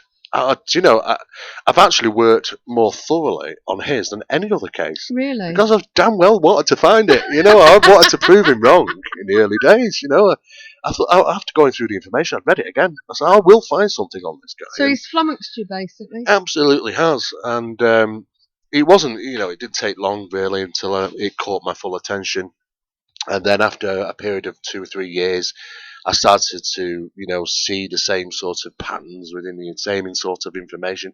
Yeah. Over the last 10 years now, after reading it, there are patterns of events that unfold. There are keys. There are stepping stones to events. So, in other words, you might get a little incident that might happen, which to sort of says that this is where it's leading to. And once we obtain all that information and we look through it, we can basically show you the email, and once you start to highlight the information in that email as to what the event is, there's only the words like but and is. Yeah. It's left. Yeah. I mean, it's 98% of that of what a singular email is tied to an event, and once you start seeing that, I thought, right, this is really interesting. How often am I going to get it? Well, it never stopped. That was the problem. The consistency, it was there, and it's still there today, 10 years on. Bloody hell. Well, we've got more questions in the chat room for you, John. John. I'm looking at you over there. John's one of them. Steve Johnson. How do you feel about the premonitions? Do you feel it's a gift or a curse? Another great question. I wrote a poem once, a little poem, so I can remember it. Gifted, mad or cursed, the enactments he once rehearsed in Bedworth and many a far-off flung place. To stare at you there, to say it's unfair to see all these things in my face. To question above and prove there's true love and see all this violence in my day. So you decide. Time to run, time to hide, and as the land slips and slides, I will say, I told you so. Now that poem came about, that bit at the bottom, land slips and slides. I was watching a soap, I think Emmerdale or something, and the kids were only babbies, they're only little, and a huge wave jumped out the wall and the spray went all over me, and I jumped, and the kids went, Dad, what are you doing? I went, oh, it's alright. I went to bed that night, and there was another light shining on the wall. I looked into it, and I saw land imploded into the ocean, and it was a huge wave again. I was talking about this for ages, it was really getting me down. Yeah. And Steve knows all about this. It's all logged, and David and the news editors and stuff. So it ain't just Steve involved with this. So then, the summertime of that year, there was an incident in Boscastle where loads of cars were, because I was talking about cars and stuff as well. Loads of cars were washed down the street. And I spoke with David Pollock, and he said, all the elements are here, Steve, that you were speaking. And I said, nah, this ain't it, the way I'm feeling. Bluntly, I said, nobody's dead, and I can feel this is really, really bad. So that year, it was 2004, I believe, Christmas Day, bearing in mind my kids were only little. By the afternoon, I was lying in the bath listening to a band called Spiritualized. I lit some candles, I felt awful, I was really depressed. Come downstairs, Steph was crying because how bad I was. It was Christmas Day, my babbies were little, there was presents everywhere and stuff, but I was in bits. And then the following day, the tsunami happened. Wow. Oh, that's why that is. That's the huge wave and the land imploding into the ocean, yeah. So, I'm definitely not mad. Fundamentalist Christians will tell you it's a curse, and yet just as many people will tell you it's a gift. I prefer to call it an ability. How Have you ever tried to prevent these visions from coming true? What, from the event from happening? Yeah. Well, I'm not God. No, I mean, when you see things, like the 9/11, would you physically ring people up and say, or the police say, look, terrorist is going to happen, or whatever? It's interesting. Just tell them about an incident that happened last week, Steve, when you made that phone call. That was quite interesting. Go on. I phoned the terror hotline, and they said they don't deal with psychics. I said, well, darling, I understand there's loads of nutters and stuff, but of all the people you need to listen to me. I'm telling you now. And she terminated the call. Really? Yeah. Well, they don't listen, do they? Really, that's the trouble. But I think we've people have asked that question to me in regards, but there's never been a single piece of evidence in regarding somebody stopping an incident because they have to prove that they obtain information. There have to be evidence of them something that they could show us and say, look, that's the information I wrote prior to the event taking place. And of course, we ended up with what we refer to as that paradox theory. Yeah. Whereas if he did stop the event, then how did he manage to have the precognition of an event that never happened? Yeah. It doesn't really kind of work. No, it doesn't. There's plenty of evidence to support precognition, but zero evidence to support the change of it. Technically, it's got to go through. It's got to, because the precognition would have never happened in the first place. So we kind of ended up with that paradox theory. This is it. Chris Andrews wants to know where you go from here. Do you have any thoughts on how you wish to proceed? Have you dreamt about how you're going to proceed? Well, I've written a book, and it'll be published soon. Yeah. First of many, that is. And I work on evidence. I've gone out of my way to prove this. And the thing is, people will say to me, you always see these bad things, Steve. I say, well, I'll tell you what. What's the common denominator here? For instance, in June 2005, I rang Steve while he was on holiday and said, don't go to London because London's next. And I put it in emails, and it went into Alan at the BBC, and it went around the world, and it went to the news editor and stuff. And 3 weeks later, it was here. Okay? Now, after that, when the dust settled, so to speak, the rhetoric that come my way that London was an obvious target. It was so obvious that they didn't have a clue, and it happened. So what I did then, the following year, I gave them the date. You remember when the Heathrow Airport in 2006, when they allegedly arrested a load of Islamic fundamentalists at the airport? Yeah. They were going to blow about 20 planes out of the sky. I gave the date for that one. I called them back to back. Now, it's the same with 2013. You know Lee Rigby? I was talking about that in January. It happened in May. I had all the elements: Queen's Guard soldier, Manchester United supporter, London. It's all log. Now, the common denominator here, if you take out the visions that I have, people flying planes into buildings, people getting on trains and blowing themselves up and everyone else in the vicinity, a young man whose people tried to decapitate him in the street. The list goes on. The one fundamental thing here, people do these things. I don't do them. If they stopped doing it, I wouldn't see it, would I? So my point is, this is coming to me for a reason. I'm not saying I'm some kind of messiah, but I can prove that I see the future. And the future I see ain't very pleasant. So they need to pack it in, because they might just have to answer to a greater force one day. Yeah. We just briefly mentioned, Steve, about I said to Susan and Steve here tonight that I will give we'll give a bit of an example. I've got the statistics here, some statistics here for the Orlando incident. You'll just very briefly mention about the Orlando incident, and then I'll obviously give them some ideas of how we do go through the statistics. Is that the college one you're talking about? That's the one, yeah, the campus one, yeah. Well, that one, because Steve Mera, as well as he's a professional, but he's kind of turned into my dad a bit. He tells me what I'm allowed to say on air and stuff. Because I was a bit of a loose cannon, but I've got some good media people, and Steve looks after me, don't you, mate? Oh, yes, I do. He's a good friend of ours. I'd spoken on Planet X radio they asked me what I'd seen, and I spoke about, as it happened, the night before I did Planet X in Liverpool, I'd had a very strong vision. I was at a football ground, and it was in Poland, and there were some fans, they were chanting and doing this weird kind of swaying, and I described them as 70s, 80s skinhead looking types. Yeah. They're 12. And one particular guy I focused on, he had some World War II German sort of soldiers behind him. They were working through him as if he was to be a fascist, a neo-Nazi racist thing. So it was fascist neo-Nazi 70s, 80s skinhead-looking types on the football ground in Poland all swaying around and stuff. And I spoke about this live on air.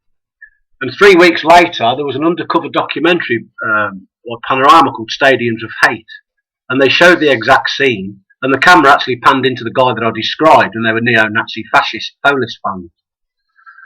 So after that, Steve said, "You ain't doing that again, because one of these days you're going to say things that, the connotations could be huge." Yeah. So I says, "Okay, big man, that, fair enough." So we went on Pang Radio, and they asked the same question, because it's inevitable. What are your latest predictions? And I said, "Well, funnily enough, I've got some stuff for America, but I'm not allowed to tell you. I don't want people thinking the end is nigh and jumping off buildings and stuff." So I said, "I'll email it to you." And in one sentence, I wrote a pungent smell that will lead to a bomb alert. It's in Orlando, Florida, so I gave them the city. And another vision I'd had taken me to my son's senior school. And my son's senior school looks like a university campus. It's the biggest school in Warwickshire.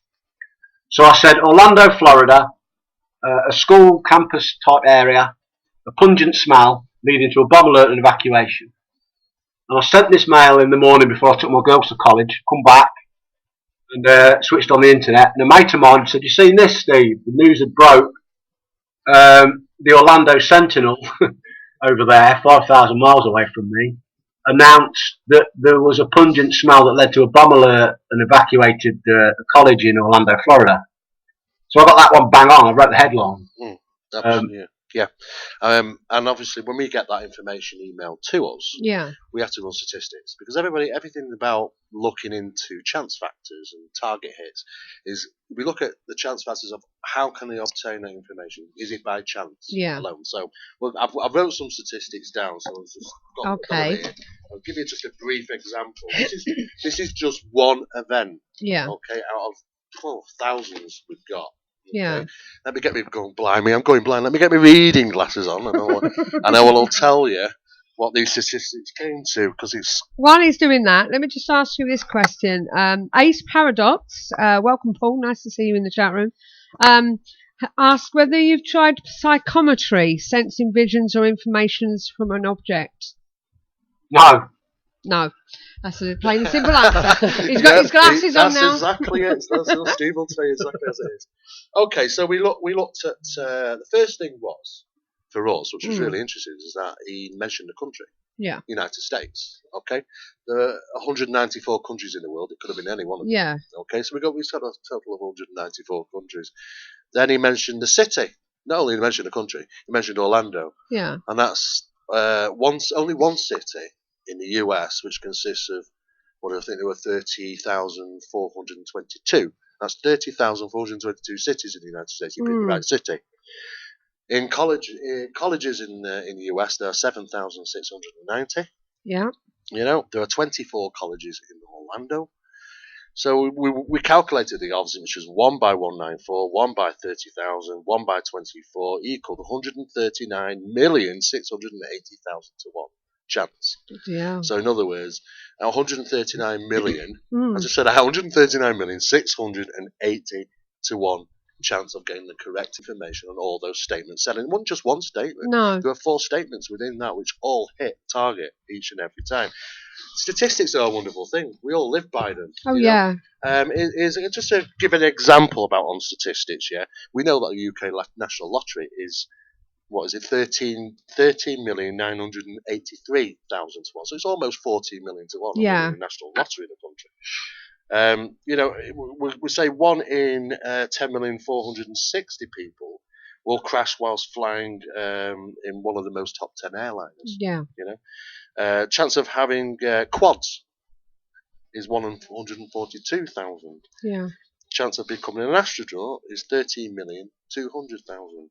Chance of drowning in your own bathtub is 68,500 to 1.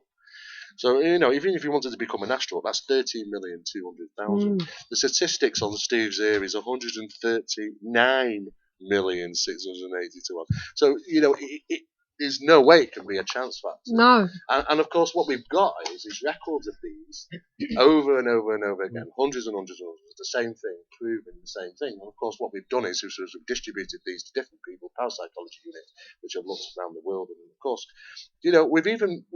we've contacted the main guys out there. Yeah. The people such as like Chris French, who we know, who's obviously goes on TV a lot, claiming that he has rational explanations for all sorts of things. What people don't realise is that Chris actually teaches anomalistic psychology in Goldsmith University in London. Yeah. But they don't come forward. We ask them to challenge. They don't, because we've got the information. We've been so thorough that we're not getting challenged because they're looking at the information, so they're seeing the same results we have. I've tried to rationalise this, I can't. And the thing is that Steve is still in contact with me on a daily basis with current information, and I feel like I need to talk to somebody and say, look, can we? And I know we can't stop it. No. And it's very frustrating for me. I mean, I'm the science guy. I'm the one who looks at it. It's frustrating for me as well as it is for Steve. But, of course, a lot of things have to be curbed because of sensitivity. But as you can well imagine. Yeah. Question for you, Steve. Would you describe Steve as a modern-day Nostradamus? That's a very good question. The thing is with Nostradamus, he was absolutely pitiless, useless. That's it. Anybody out there who'll do their research, I'll tell you, in fact, in parapsychological circles, right, we snigger at the fact of what information's out. Yeah. Oh, God, you go to the library and you get 6 different books saying 6 different things. The interpretations are actually wonderful. We actually go to the original information that was allegedly put down on paper by him.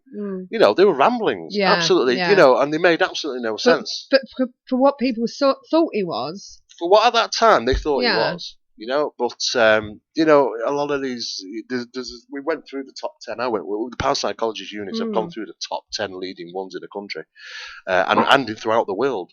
And they've all failed on the faces, really. There's just not enough information. If you're asking me if Steve's that sort of person, I say yes, in the sense of speaking that, he's relaying information. He's getting out there now to the public. Yeah. There's so many years that it wasn't. Oh, yeah. But eventually, I think a year or so ago, we said, look, enough's enough. We need to start getting this out to the public. 8 years sitting on something is a long time. Yeah. So we thought, right, it's time it goes out to the public. And since it has, people are always asking questions, about, is it the new Nostradamus and this, that, and the other. Well, the answer is no, because Nostradamus was never anybody. No. But this is a guy, he's coming forward with this information, and there's huge amounts of evidence to support it. Certainly, we think that, somebody should be challenging us. They're not. And this isn't just in the corner of this country. Yeah. This has gone out all over the world. Information, and it's at some point, people are starting to recognise now and talking within circles about documentaries and filming and books and lectures and all sorts of different things.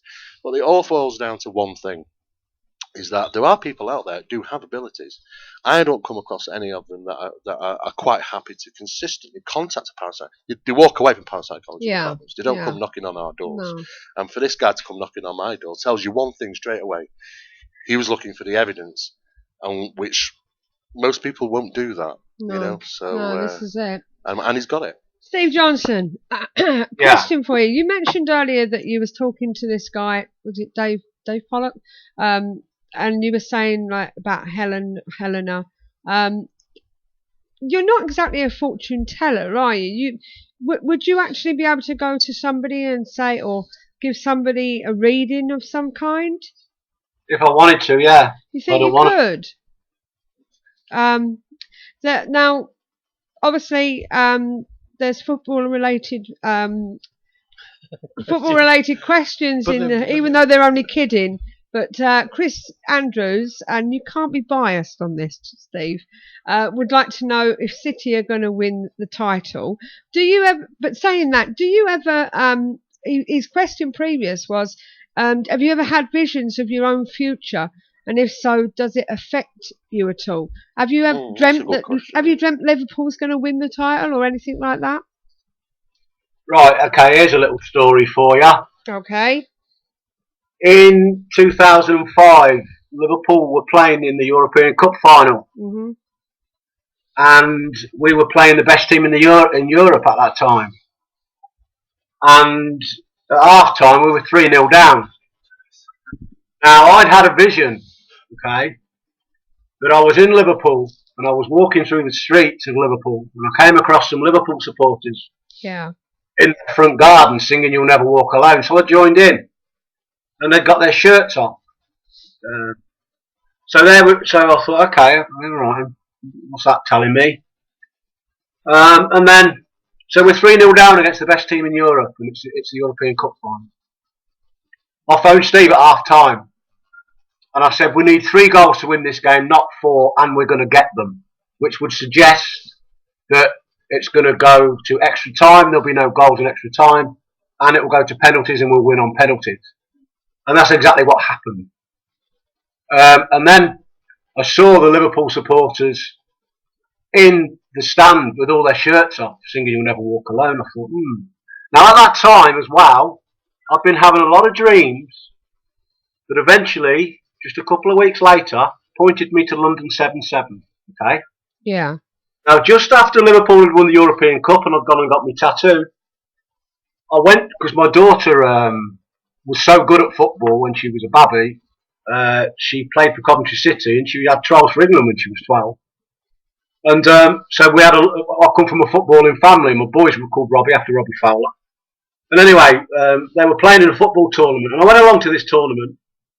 And one of the women there said to me, "We went up to Liverpool, Steve, for the European Cup parade." I said, "Oh, did you? Was it good?" She said, "Yeah." She goes, and there were people outside in their front gardens, and they were all singing, and because it was a sunny day, they had their tops off. I thought, yeah, okay, I've seen that before. And she said, and it was like the Jubilee was, with the Queen and stuff. I went, what? And that resonated with me because I'd had some stuff about British Queen and that and royalty, and I'd also had a couple of dreams where, in fact, my daughter pointed out this. I said, "That guy there on TV." She said, "He's in EastEnders, Dad." Not EastEnders. And that then, once I've worked that all out, told me London. So we won the European Cup on the 25th of May, and I'd predicted what was going to happen. I'd also, after I phoned Steve, I spoke to another mate of mine in the media, Hitesh, and down in London, he was on the tube at the time, and he said, "If you're so sure, Steve, you need to get some money on that." I said, No, I'm not. I want the European Cup back in England. I'm not bothered about the money. He said, "The odds will be." I said, "I don't care. Watch this, Tesh. We're going to win. We're going to win the European Cup tonight." And I was probably the only Liverpool fan in the world that was saying that, and that happened. But what came out of that girl's mouth at a football tournament after was part of the elements that led me to conclude London was next in June, and London came in July. Deep, eh? Yeah. Question on Liverpool. There's a couple of questions here. First of all, Andy707 would like to know, did you foresee the amazing turnaround for Liverpool this season? And Chris Andrews came back and said, did you ever have visions of the Hillsborough disaster? Right, now, the year before Hillsborough,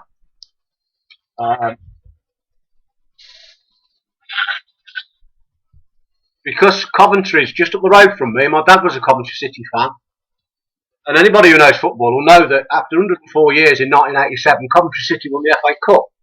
I was 18, and me and my brother went to the quarter-final at Hillsborough against Sheffield Wednesday. And on the way out, because there's big walls either side at the Leppings Lane end, and I come out of there, and I nearly passed out. I said to my brother, "Get me out of here, guys. I can't stand this. I need to get out of here." I had a panic attack. And I've been to every football ground in the country. Yeah. I had to get out of there.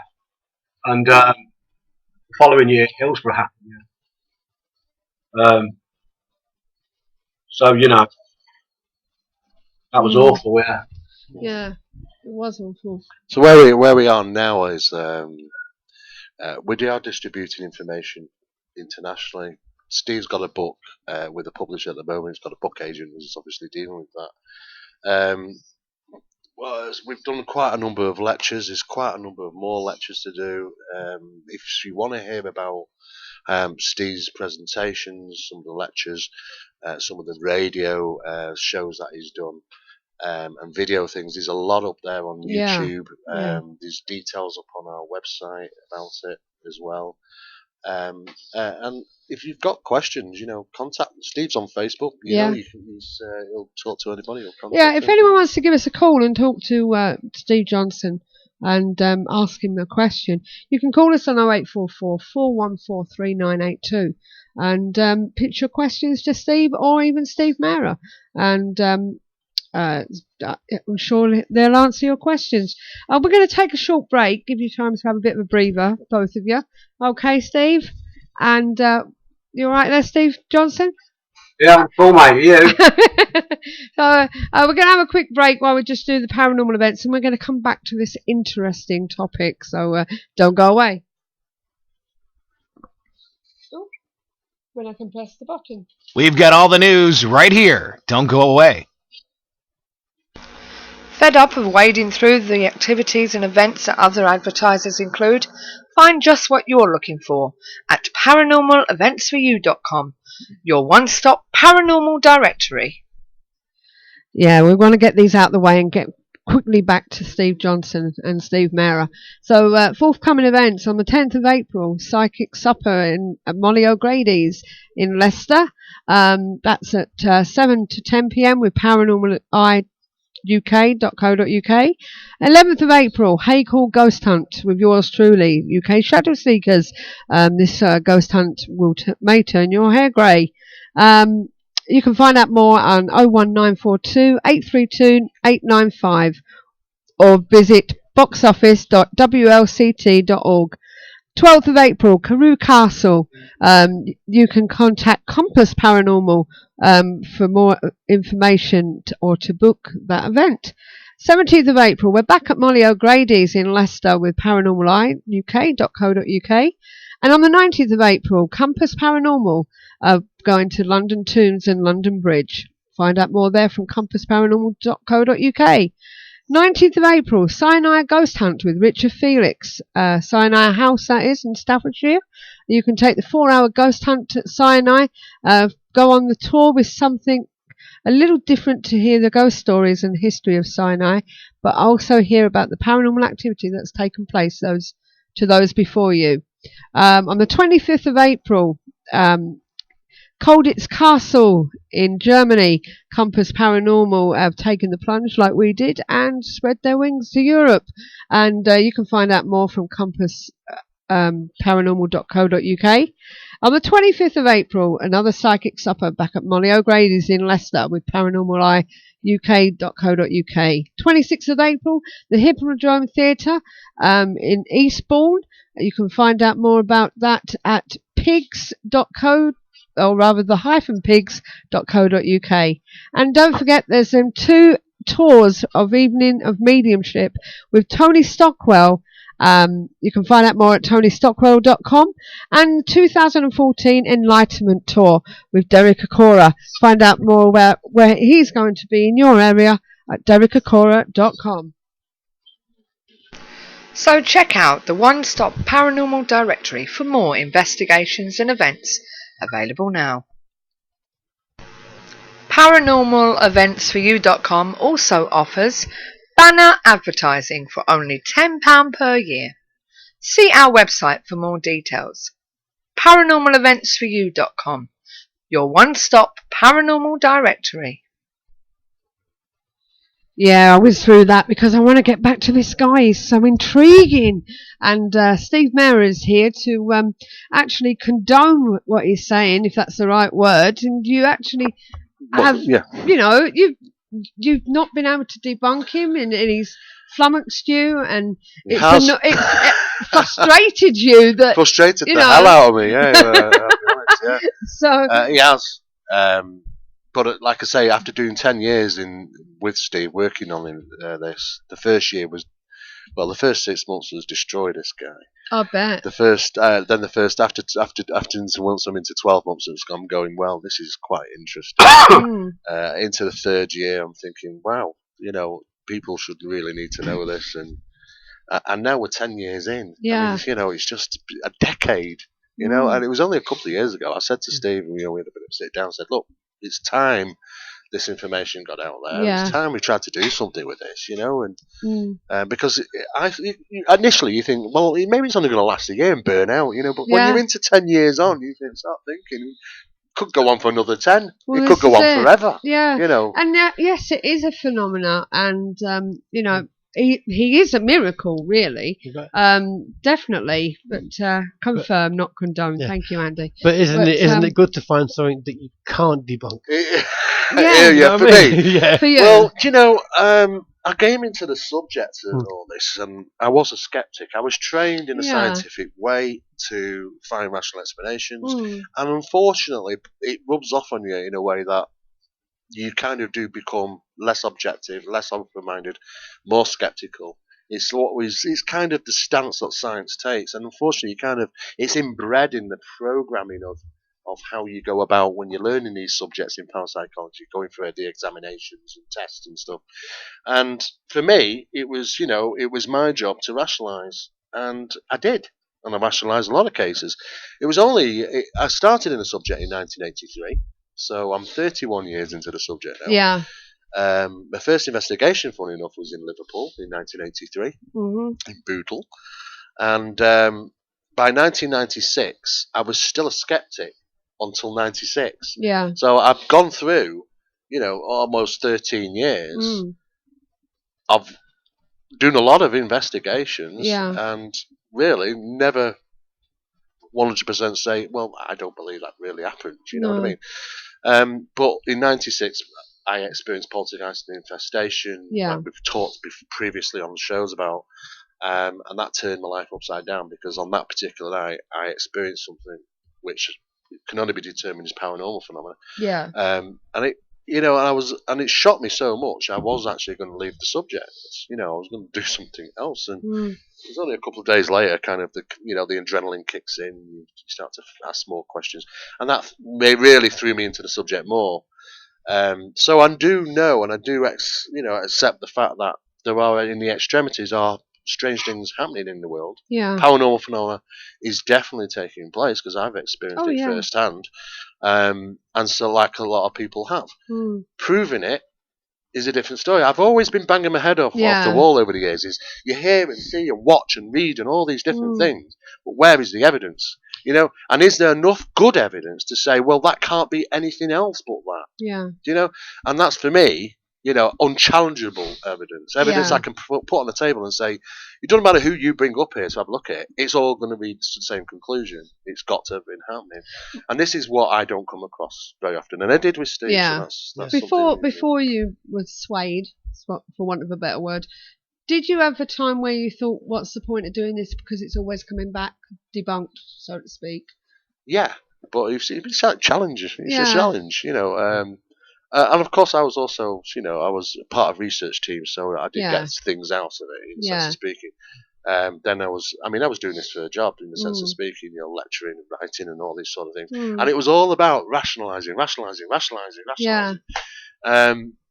And everybody sort of referred to me as, the skeptic. Yeah. But there was no subject I'd leave. I would dive into everything that's possible, be it cryptozoology, be it ufology, be it paranormal, be it supernatural, anomalous phenomena, parapsychology. It doesn't matter to me. No. It's something unusual people claim they've had experiences in. I'm there, and I will pick and prod and tear it apart, trying to find out if there is any truth to it, and is the evidence for it. Not on a monetary way, I don't mean this, but would you say that of everything that you've investigated and researched, Steve Johnson is your golden nugget, so to speak? Steve Johnson's my golden nugget. Do you understand what I mean? Right, yeah. Not monetary wise. Right. Okay, he is, the principle of the subject of parapsychology. Yeah. This is something which parapsychologists around the world have been waiting and waiting for. The problem is certain government funding which provide research material and experiment programs, projects, may not go ahead because I don't know that in certain circles they might not want this information out. No. The military and the government know that these things happen because, there are military programs that take place around the world. They spent millions and millions of pounds and dollars in the program of remote viewing. You have to question why if they know it doesn't exist. Well, they do know it exists, but there is a time of enlightenment, you could say, and there's a time of dulling the people down. And this is what we've been doing. The government and the media and everything is controlled in a certain way for us not to think outside the box.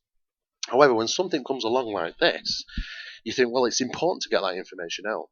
What else? What other footprint do we have what we leave behind? Apart from the knowledge and what we've managed to do whilst we've been here for this short period of time.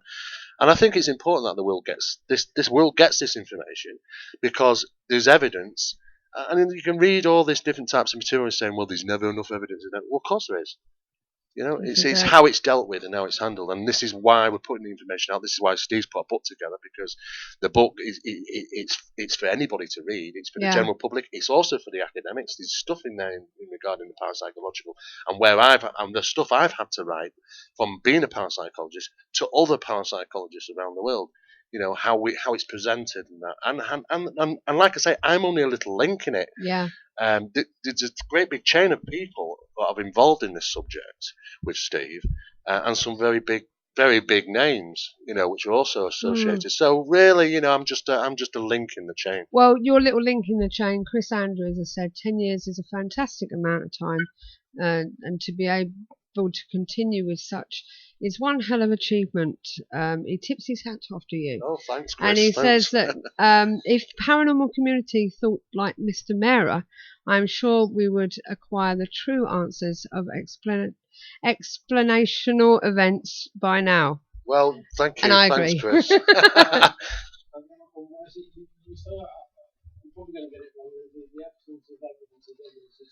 And the absence of evidence. Well, the absence of evidence is an evidence of absence. Yeah, and all rationality. If we find rationality, then extraordinary. If there isn't any, we go through all these things before. Yeah. If we can't find any rational explanation, the extraordinary is the only plausible approach. That's true.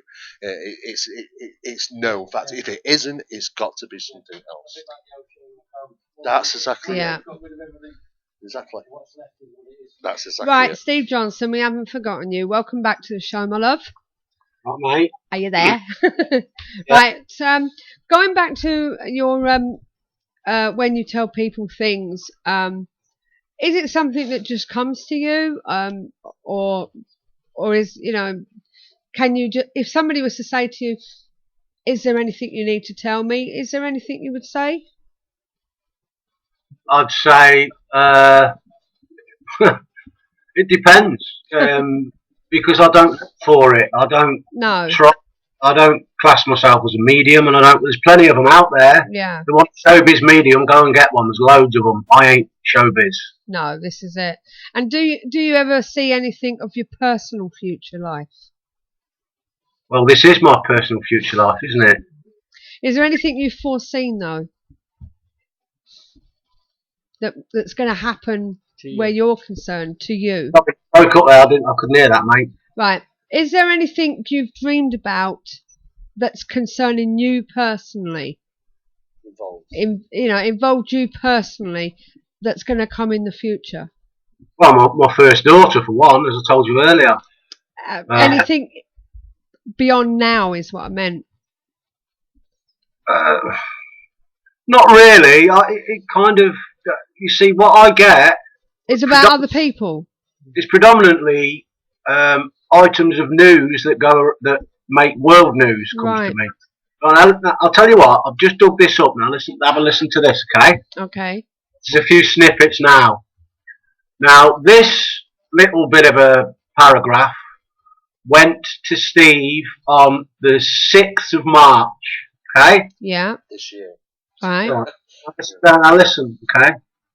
I woke from one dream singing Come Fly With Me by Sinatra. Mm-hmm. So woken by that same song the night of the Merseyside derby, because after Liverpool played Everton and we battered them, fell asleep. My daughter turned the telly over, and out of the TV came Come Fly With Me again. Right, so aviation seems to be gaining momentum. I was singing Traveller's Tune in a dream featuring my gran. Traveller's Tune being a bit of an anthem, and of course travellers, travelling passengers. Yeah. So I'm talking about aviation, I'm talking about travellers, I'm talking about, right, on the 16th of February I dreamt about my gran again. And in this mail I wrote, I woke from a dream this morning featuring my gran. I dreamt of it just last week. And in this dream, I was playing a guitar and she was there, and I was singing Traveller's Tune again. In this morning's dream, I was sitting on the floor of the lounge. My gran was on the sofa. She died in 1992. We were talking about World War II, and specifically how Coventry was flattened in the Blitz by the Luftwaffe. Woke up and thought a dream involving my gran, and of course Luftwaffe, aeroplane. And then on the 21st of February, I wrote, so, an ascended position, high up, aviation, flying, airport, sea, seaside. I dream of my gran again, and this time we're talking about the Coventry Blitz, flattened by aeroplanes. I sent a mail last Sunday saying look for aviation, and the next day there was a story of a hijacking. The fact that the mail here speaks of a plane crashing into the sea is a bit worrying. Yeah. And then I wrote on February 11th, I put a little ditty together on the 11th of February. Because in one vision, I was at a festival and a guy who's famous came over to me with a watch. And I had a watch too. But when I put the watch on, it was hot on my wrist. Now, symbolically, that's saying exactly what it appears. Watch for this. Watch for the time. Okay? So, little ditty. It's only a few lines. Aviation, festy scenes. Come fly with me in airport scenes. Sinatra sings the psychic tease and watches for the time. Heading home, the numbers come.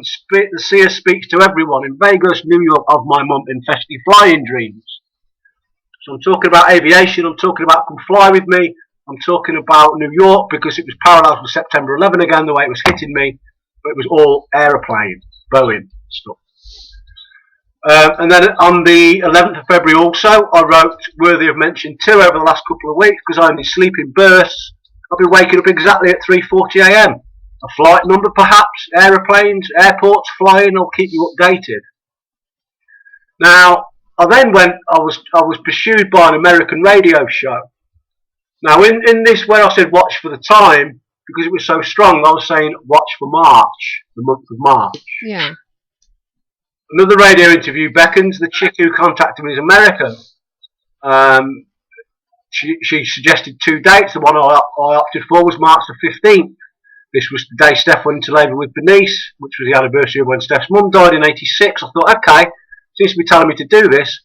Looking at it a bit closer, it's based in Vegas. Now, another night, I was out eating a family meal and I was drawn to a song that was playing very quietly in the background called I Believe I Can Fly. I'm having all this aviation Boeing stuff. I thought, And when I got home, I fell asleep again, switched the TV on, and as I switched the TV on, there was Johnny Vegas with his arms outstretched singing I Believe I Can Fly. So there was a Vegas, I thought, oh, okay, that's based in Vegas, Johnny Vegas, I Believe I Can Fly. And the actual radio place is called Restricted Airspace Radio. I'm feeling this time around March needs to be looked at. So what am I talking about there? I'm talking about aeroplanes. I'm talking about aviation. I'm talking about the sea. I'm saying that a mail at the top here about a plane crashing into the sea is worrying. And I've even gave a flight number of 340. The next night, a plane vanished, assumed crashed into the sea. It's flight number 370. I was a bit miffed that I was 30 digits off with the number of the plane. But if that ain't what it means, what does it mean? Now let's go back to this poem. Okay? Yeah. Now, aviation, Come Fly With Me is obvious.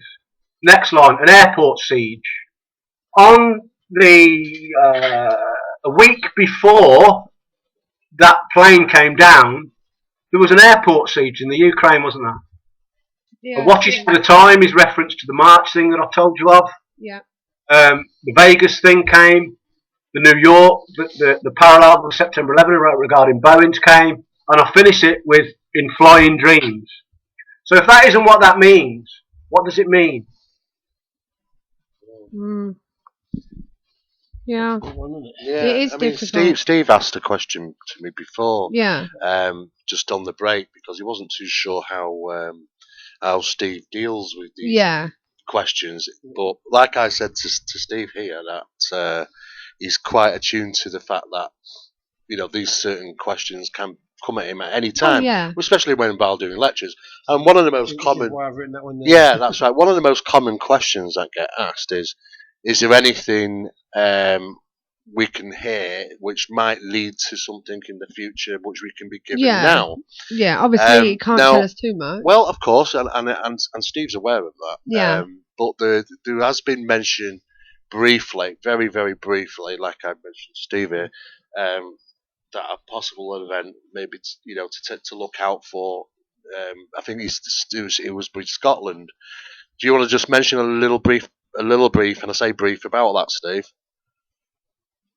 Sorry, mate, what was that? I switched off there for a minute. All right, mate. I've just mentioned about how people often ask you about is there anything you can give me about something that might take place in the near future?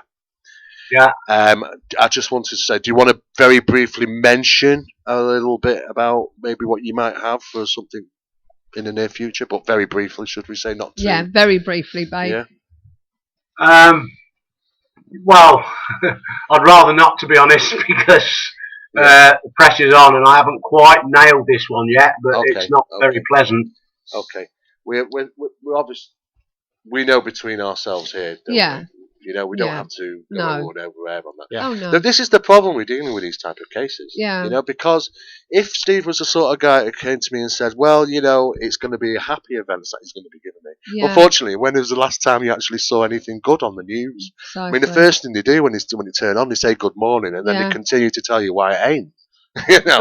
Well, it's true, isn't it? And of course, good news doesn't get circulated, does it? Bad news is always everywhere, and people pass bad news on, don't they? So, which then begs the question: is he picking up on the vibrations? Well, this is really a good point what Steve just mentioned, because I know Steve has given me information in emails pertaining to something that has been seen on the television, and not talked about in the media. In other words, he'll tell me about an incident. I think. Do you remember the yellow truck? Was it the yellow trucker the yellow digger incident regarding the flooding? Oh yeah, Steve? The big yellow digger and all the. That's right. Timber and carnage. That's it. Now that yellow digger, which I got in the emails, wasn't talked about. It wasn't mentioned on the radio. It wasn't mentioned in the media, except for shown on television. Yeah. So there were no photos in the newspapers of it.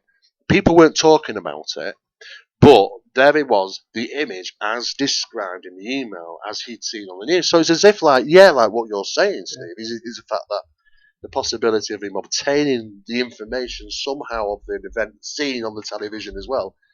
Very possible, because some of the information he does give us, it's like he's wrote the script to the guy who was there filming the incident on that day, and it's just profound. I just don't understand it.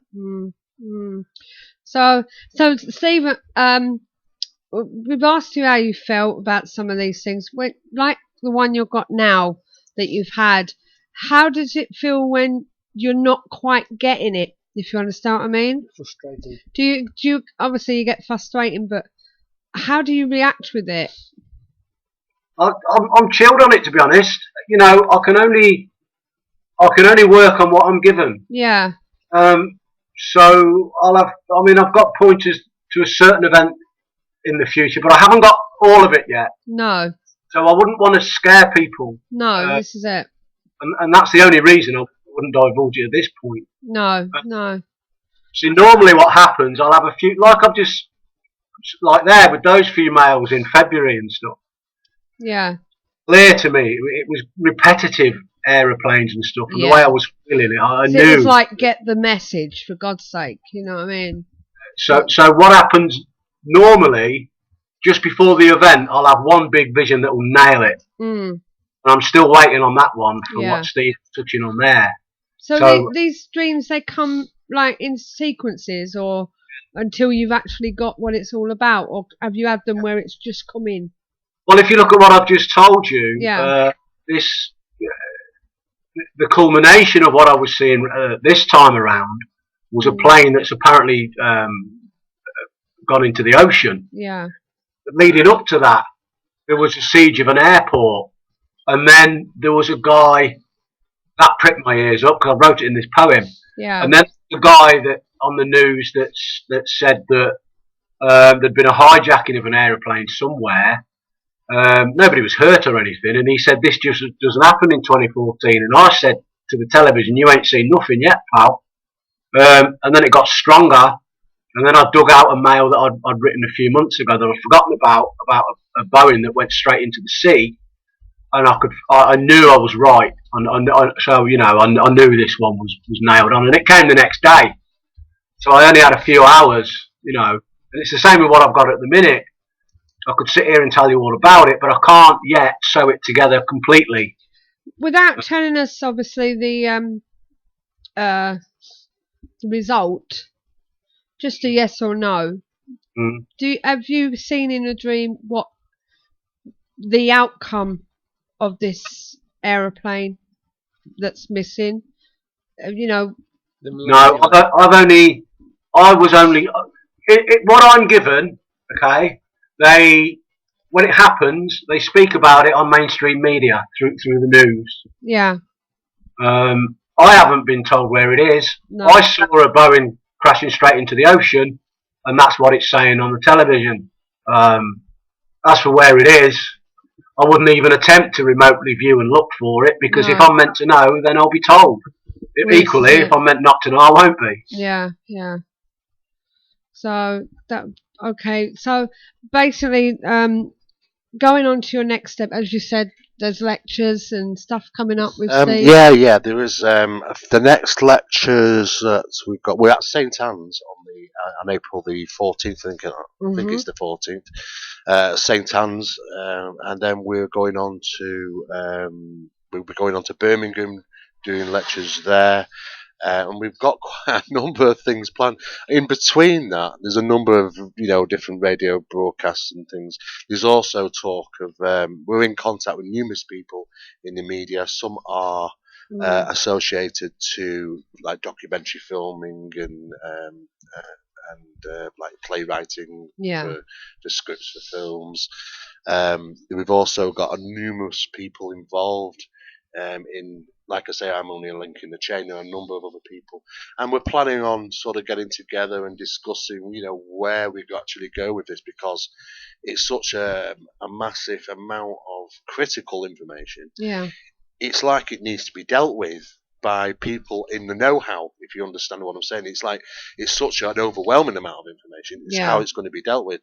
In between all that, Steve's got his book. He's got a book agent on board, and his book is with a very well-known publisher at the moment, international well-known publishers at the moment, which are reviewing it.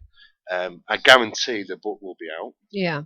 I also can guarantee, in not too far away in the future, there will be some form of TV thing about this. Yeah. Maybe a documentary or something like that. It's in the pipeline. There's this talk. And in between all that, people are contacting Steve on a regular basis and obtaining, and reading these things that he's regularly putting up there. He's also quite clearly puts the information out on YouTube from radio broadcasts and other things that he's been involved with. And it's just growing and growing and growing. He's a very busy man at the moment. He is a very busy man. And unfortunately, he doesn't get the time. No. Nor does sometimes. You've got to understand that with this type of ability, you have something which is often referred to as empathy. Yeah. And that empathy part of this psychokinetic, this type of precognition, should we say, it means that he feels the emotions of it. And it's a bit of a roller coaster ride, I can understand for him. And there has been times when we've had to discuss and I've had to sort of say, look, Steve, you really got to try and, calm down in some cases, or in other cases, you've got to try and disattach yourself somehow. It's extremely difficult for him. But then sometimes he just feels like, well, he just wants to bury his head and say, look, I just don't want to be involved with, because most people would say, hey, they'll be out there on the... Yeah. And he does turn down more events than he does actually do. Yeah. So getting him on shows and stuff is great. I'm just glad that he let us interview him tonight. Yeah, there's a question there from Andy that is interesting. I was about to ask you that, actually. Andy707 says he caught on the fact that you're saying that you've been told. Do you know by chance who's telling you these things in your dreams? Do you know where they're actually coming from? The source? Yeah. It'd be impossible to know that, wouldn't it? I'm just asking whether you do or don't. It's more than just what goes on in my head. Yeah. In my physical life, there are loads of, people would call them coincidences. I call it synchronicities. Yeah. I'll give you an example of that if you want. Yeah, go on. There was in 2011, the theme that year. I was talking a lot about. Funnily enough, it's football linked in a way. Yeah. I saw Harry Redknapp, the manager of Tottenham, a few times. Yeah. And I was also in one vision that was very strong. There were some young lads, hoodie types, and the feeling was they were going to kick off. And then I saw that Tottenham were drawn against Young Boys in the European Cup, and I thought, Champions League game, Tottenham there, Harry Redknapp's the manager, what's going on here? And they're called Young Boys. And then I saw in a vision, I was in my son's school and I was walking around the school and there was loads of older students and stuff, and then a load of students marched. They were protesting against cuts for the student payments and stuff. I thought, where's this going? And then one day I took my daughter for coffee in town, and I stopped at the shop and drew some cash, went into town, and I was walking up the street in town, and this was like in my physical day. Yeah. And there was an ambulance just down from the coffee shop, but the bollards were up and it couldn't get through, and its lights were going. So that's interesting. And I looked up the top of the street and there was an Asian guy in a wheelchair. He was probably a bit younger than me, about 40 or something. And his legs had been smashed to pieces. He got a bar across the middle of his legs, and he looked really like... So, and he went into a shop. So I went into a shop after him, and I said, me being me, I went over, I said, what happened to you, mate? And he said, basically a hit and run, and they drove off and left him for dead. No CCTV or anything. I said, well, you know what, mate? Karma, right? There's such a thing as karma. And he looked at me in a knowing way. I said, they won't get away with that. It goes around when it comes around. It might take years, but you can't go doing things like that. Running somebody over and driving away, hit and run like that. Mm. So anyway, I took my daughter for a coffee. We walked back downtown and the ambulance couldn't get through. The bollards were still up. And I noticed it was ambulance number 222. I thought, there's my number again. Well, why did I go and speak to this Asian guy with his legs smashed, this guy that's had a hit and run? And why is this ambulance 222 can't get through? And then funnily enough, the riots kicked off in Tottenham. All the young lads kicking off, and it spread throughout the country. Now, a big story here on Midlands News, over in Birmingham, an Asian guy was run over, a hit and run, and they left him for dead. Yeah. And the emergency, because everyone was kicking off and all the Asians were going berserk, the emergency services couldn't get to them. And I was like, okay, that's why I saw ambulance 222 and the Asian man with his legs smashed. Because then that's what happened as part of that package of what I was seeing in my head as well. So it's not just in my head, it's in my life. And I'll give you another for instance. In 2012, I noticed that, because I listen to a lot of music in my car, I drive my daughters to college every day, I pick them up. Sometimes I take my son to school if his mates, or if it's raining or whatever, if his mates don't turn up or whatever. And I noticed that every time, and this was happening 3 or 4 times a day sometimes when I was running backwards and forwards, I'm playing music in my car, and when I pulled up at the college or at the school, the song, the instant I was pulling up, would be on 111 or 222 or 333. Yeah. Or I'd sit there listening to a song, and then my daughter would come out after a few minutes. She'd open the door, sit down, you're right, Dad. There it is again as I glanced to the left to say hello to my daughter. The song's on 222. So I wrote in emails, I'm strongly drawn to a disgruntled former pupil of a place of learning. I was calling it college numerology. I was drawn to USA, and I was talking about somebody going back to a school in the USA and causing carnage. A former pupil of a school.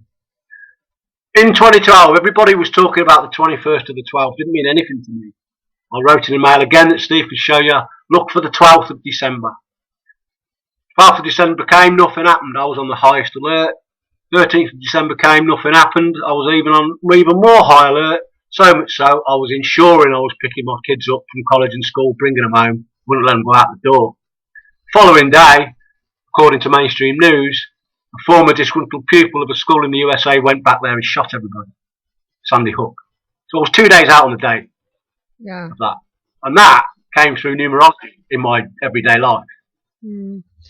Numerology is a part of this. Oh, yeah. It's been a common feature as part and parcel of the precognitions, the numerology rolled in. But the difference is that it's conscious. Numerology is a conscious event. While Steve's up, walking around, doing his daily things, it's in his face. And there are lots of coincidences, synchronicity. It does fall, and Steve talked about those sort of things, didn't he? Yeah. And 10 years ago, when Steve contacted me, almost probably nearly 11 now, when you start talking about coincidences, synchronicities and stuff, 222s, I am aware that, sometimes the brain can actually work out certain time, your body clock and things like that, and we're drawn to numbers if we're thinking about them subconsciously. However, that was put to the test. It was proven that wasn't the case. There were even things that Steve shouldn't have known, know, like when he initially came down to see me, I did a route map. Now, route maps do vary very slightly. One road, they'll take you down one road, or they'll take you down a different road. But just coincidentally on the route I put in for Steve to come down from his house, measuring the distance his house to my house, a round trip would have been 222 miles. Of course, Steve found out my birthday is on the 22nd of February, which is 222. And there were lots and lots of things, and they've continued, and it's very, very odd. It's very, very strange. And it's not just shared with me, it's shared with others that Steve's been involved with. And that is a mystery itself. And I can't, to tell you the truth, I'll be honest with you, I can't get my head into too much of this numerology. No. I know what it consists of. Yeah. I know its history. I know its derivatives and what it's used to, how it's sort of attributed to paranormal phenomena. Yeah. But I have to focus on the precognition. I have to focus on what is the evidence here. The evidence are really, but at the there end does of the seem to day. be these visual pointers. It's not just in his sleep. In his day, there are visual pointers as well. You was meant to meet, obviously. You maybe, know what I mean? Numerology says you were meant to meet. You were the 222. But, that one thing I do want to ask you, would you prefer this to stop? Or would you think that if it did stop in a way, you'd miss it? Good question. See, people overcomplicate things with me. I'm a really simple guy, I look at life in a very simple way. I'm very analytical. If this thing is meant to continue, then it will. If it's meant to stop, it will stop. I have no personal preference either way. I'm doing what I'm meant to be doing. So if I'm meant not to, it will stop, won't it? Yeah. Either way, to be honest. Yeah. Andy's asking, have you heard of the film 23? Yes. Yeah, it's numerology. Yeah, the Old Testament Jewish mysticism. Yeah, well, that's its derivatives of numerology. Yeah. Yeah, I mean, it is. The Egyptians were using it as well. So, parts and parcels. The numerology we know today comes from sort of 6 different corners of the world, to be honest with you. But one of the biggest traits is in Jewish mysticism. Yeah. Who said that? By the Andy way? 707. Oh, Andy's. He knows that. Then, yeah. Linked with the Jia, Matra, and the Kabbalah or something. That's correct. Yeah. He does his own work. He does. Well, Steve Johnson, it's been great talking to you. Thank you again for giving us your time. Thank you for Steph for giving us her views as well. And I'm really pleased that you gave us your time, and good luck with the future, whatever it may be. I hope your dreams in that respect do come true, as long as they're good ones. Yeah. Now what it will be. Pardon? What will be will be. Well, this is it. So, but as I say, if you do get a book out, well, you are going to get a book out. Please let us know, and we'll plug it for you on the air. And anything else that you're doing, if Steve can let us know. Yeah, sure. I mean, know. we put details regularly in the magazine. Yeah. Phenomena magazine. You can get that free from our website. Yeah, just download it. We do put details up on the Map It website, which coincidentally is its 40th anniversary this year. Oh, wow. 40 years, I know. It's, God. So the details up on there, but there's a wealth of information up on YouTube. Steve has a Facebook page, so if anybody wants to contact him, they can do there. And just watch this space. Watch this space in the media. So. Well, thanks very much, Steve. I'll let you go, my darling. And take care of the pair of you and you, Steph. Good night and God bless.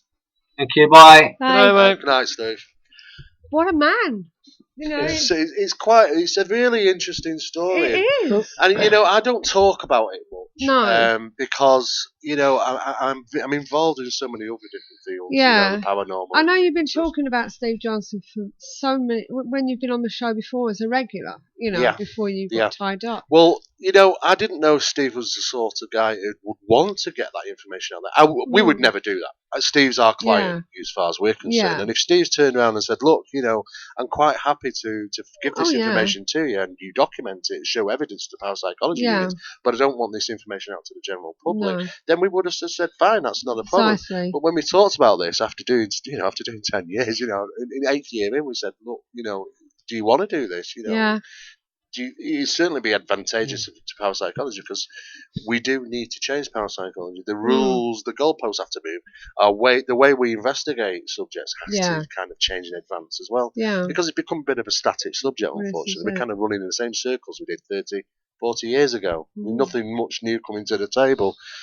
So we have to kind of look at it from a different angle, maybe do different ways of testing things. Yeah. And presenting information where we have credible information, consistent evidence, put it on the table and say, it will be documented. Yeah. And that means that, yes, people do have that capability. Well, while we were talking to Steve, a little light went on my head. And I didn't ask the question because I wanted to let Steve do his... Yeah. Because it was more a question to you than Steve. All right. But it occurred to me that maybe, just maybe, and I don't know how you could prove it, probably never could. We've talked a lot about time slips and stuff like that. Yeah, maybe when he's sleeping, that's what's happening.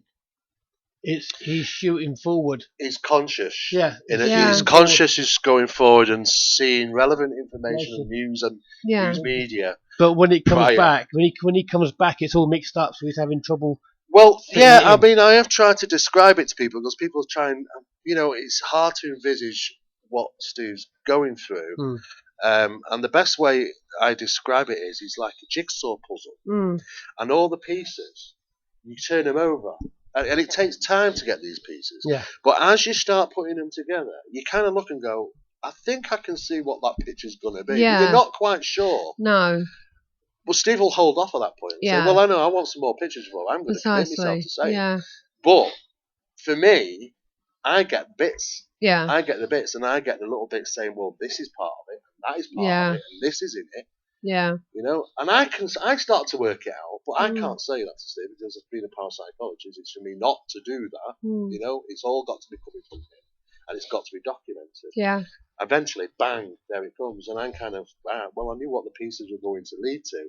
I see things in a chronological and a different manner to Steve, coming from a science issue. Steve's trying to put an event together. What is this leading into?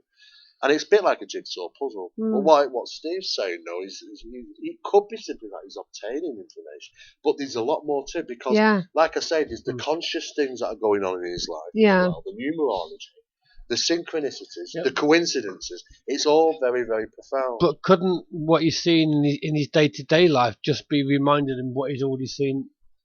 There's a possibility. Yeah, so it's not, this is that's that, and that's that. Yeah. But he's already seen this, so it's just making him remember stuff. It could be that. It could simply be that. And like I said, I don't know how you would. Well, this is the prove problem. that. We probably would not be able to. No. This is the problem. We always have more theories than we do with facts. So, I mean, I could go on to all these other different, not just what you said today, but many other different theories, and say, I could latch onto that and look into that. But then the first instance I've got to do is say, can I obtain evidence in that field, or what Steve said, or over these fields? And I look at them and go, no, so you leave it alone. I tend to leave it alone because I've got to consider the amount of time I'm devoting to a particular single case. Steve is just one. Yeah. And I don't know if Steve's aware of that, but Steve is just one of 37 people under the SEP under us. And there are some people which are gifted. We have a fantastic precognisis. Yeah. In regards obtaining things psychometry, obtaining stuff from imprinted material, and his name's Chris, and he's exceptional, but he's far and few between. It's like I'll only hear from him every now and again. Yeah. But he's bang on. Yeah. And he's really good, and we've had him on tests and procedure, and he's done exceptionally well.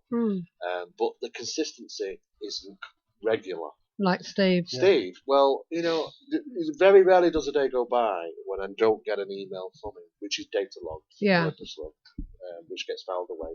I have to file everything this gentleman says. I've got to do it because something could be very, very significant. So I always say to him, in your emails, be precise. You don't have to go into great depth. No. I just need, what you're getting. If you've got anything significant, then put it down. But I need it soon. There has been, believe it or not,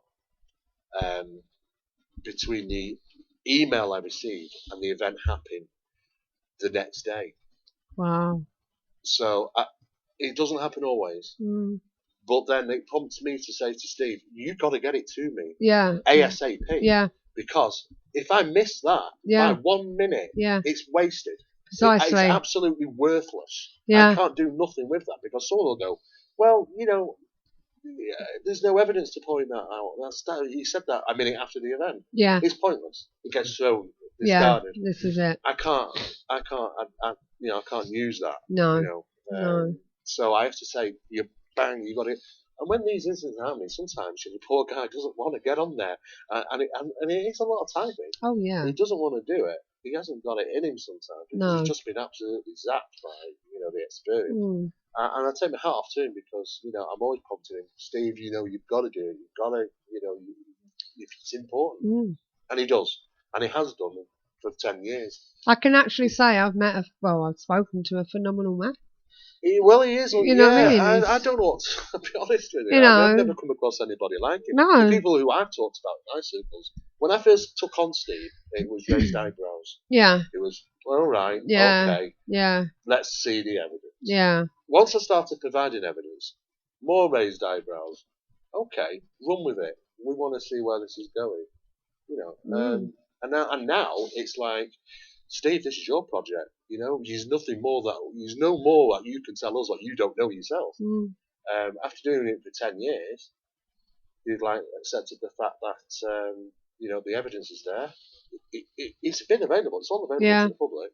On request, if you want it, we'll send the thousands of sheets. But what is science saying about it?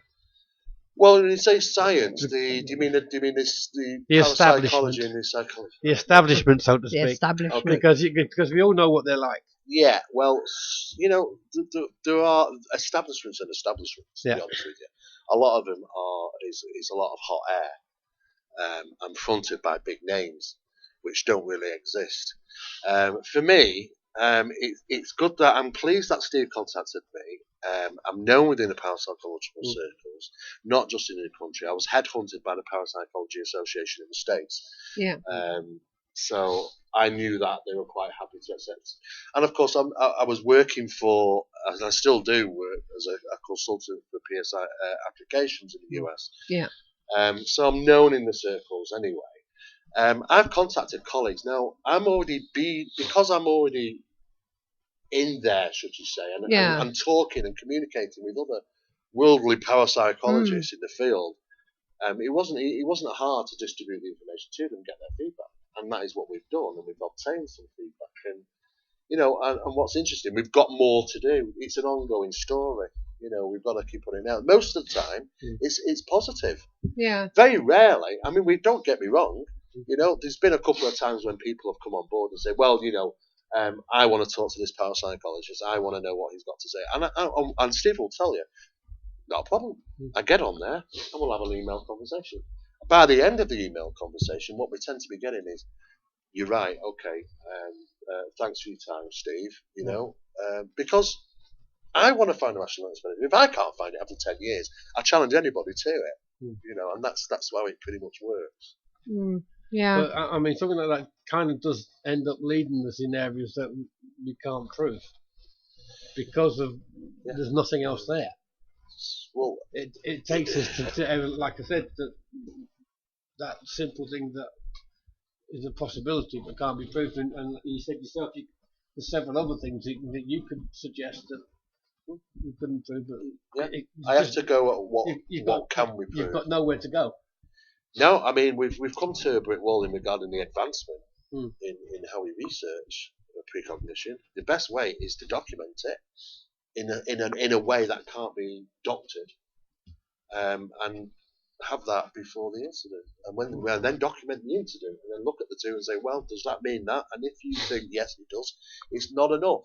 If you look at show your friends and they go, well, I think it is, it's still not enough. What you've got to do is you've got to go through chance factor statistics, statistical analysis, and number crunch the event. Is absolutely ridiculous what parapsychologists got to do. That the work that's involved on our side is tremendous. Because every time Steve says something, we've got to work out, well, what's the odds of him getting that right? And he might say 10, 12, 20 things in one sentence, and that leads us 20 different calculations to come up with. The one thing that's hitting me, so to speak, is we get these things, whether you catch yourself as a medium or psychic or whatever you class yourself as, we get them for a reason. What is the reason he's getting them if it's not to prevent it? Well, I think sometimes people do look too deeply. I mean, Steve asked that question once to me, and he said, why me, Steve? Yeah. And to be honest with you, I could only turn around and say, well, why not him? Yeah. What makes him any different than anybody else? This is it, yeah. Extraordinary things happen to ordinary people. That tends to be the thing in life. Yeah. But like I said, we're giving them for a reason. What's the reason? Is it given? I mean, I know Steve's mentioned earlier about, it's given to him some way. Well, that's always been an argument. Yeah. Is it given, or is it just our advancement? Is it that, slowly but surely we are changing? Yeah. Genetically, we are. Look, there's a guy who's magnetic and stick pans to his face and his arms. This is it. What's all that about? Yeah. There's apparently a little girl that can see tumours and things inside the human body. Yeah. Is it a bit like the film We've only got to type in the True X-Men. The True X-Men, exactly. So is it there. genetics in the human strain changing to a point where we're starting to see certain spikes, and these are certain people with certain abilities which are outstanding. I mean, it's not just people having ability, it's having the ability, and it's an outstanding ability. Yeah.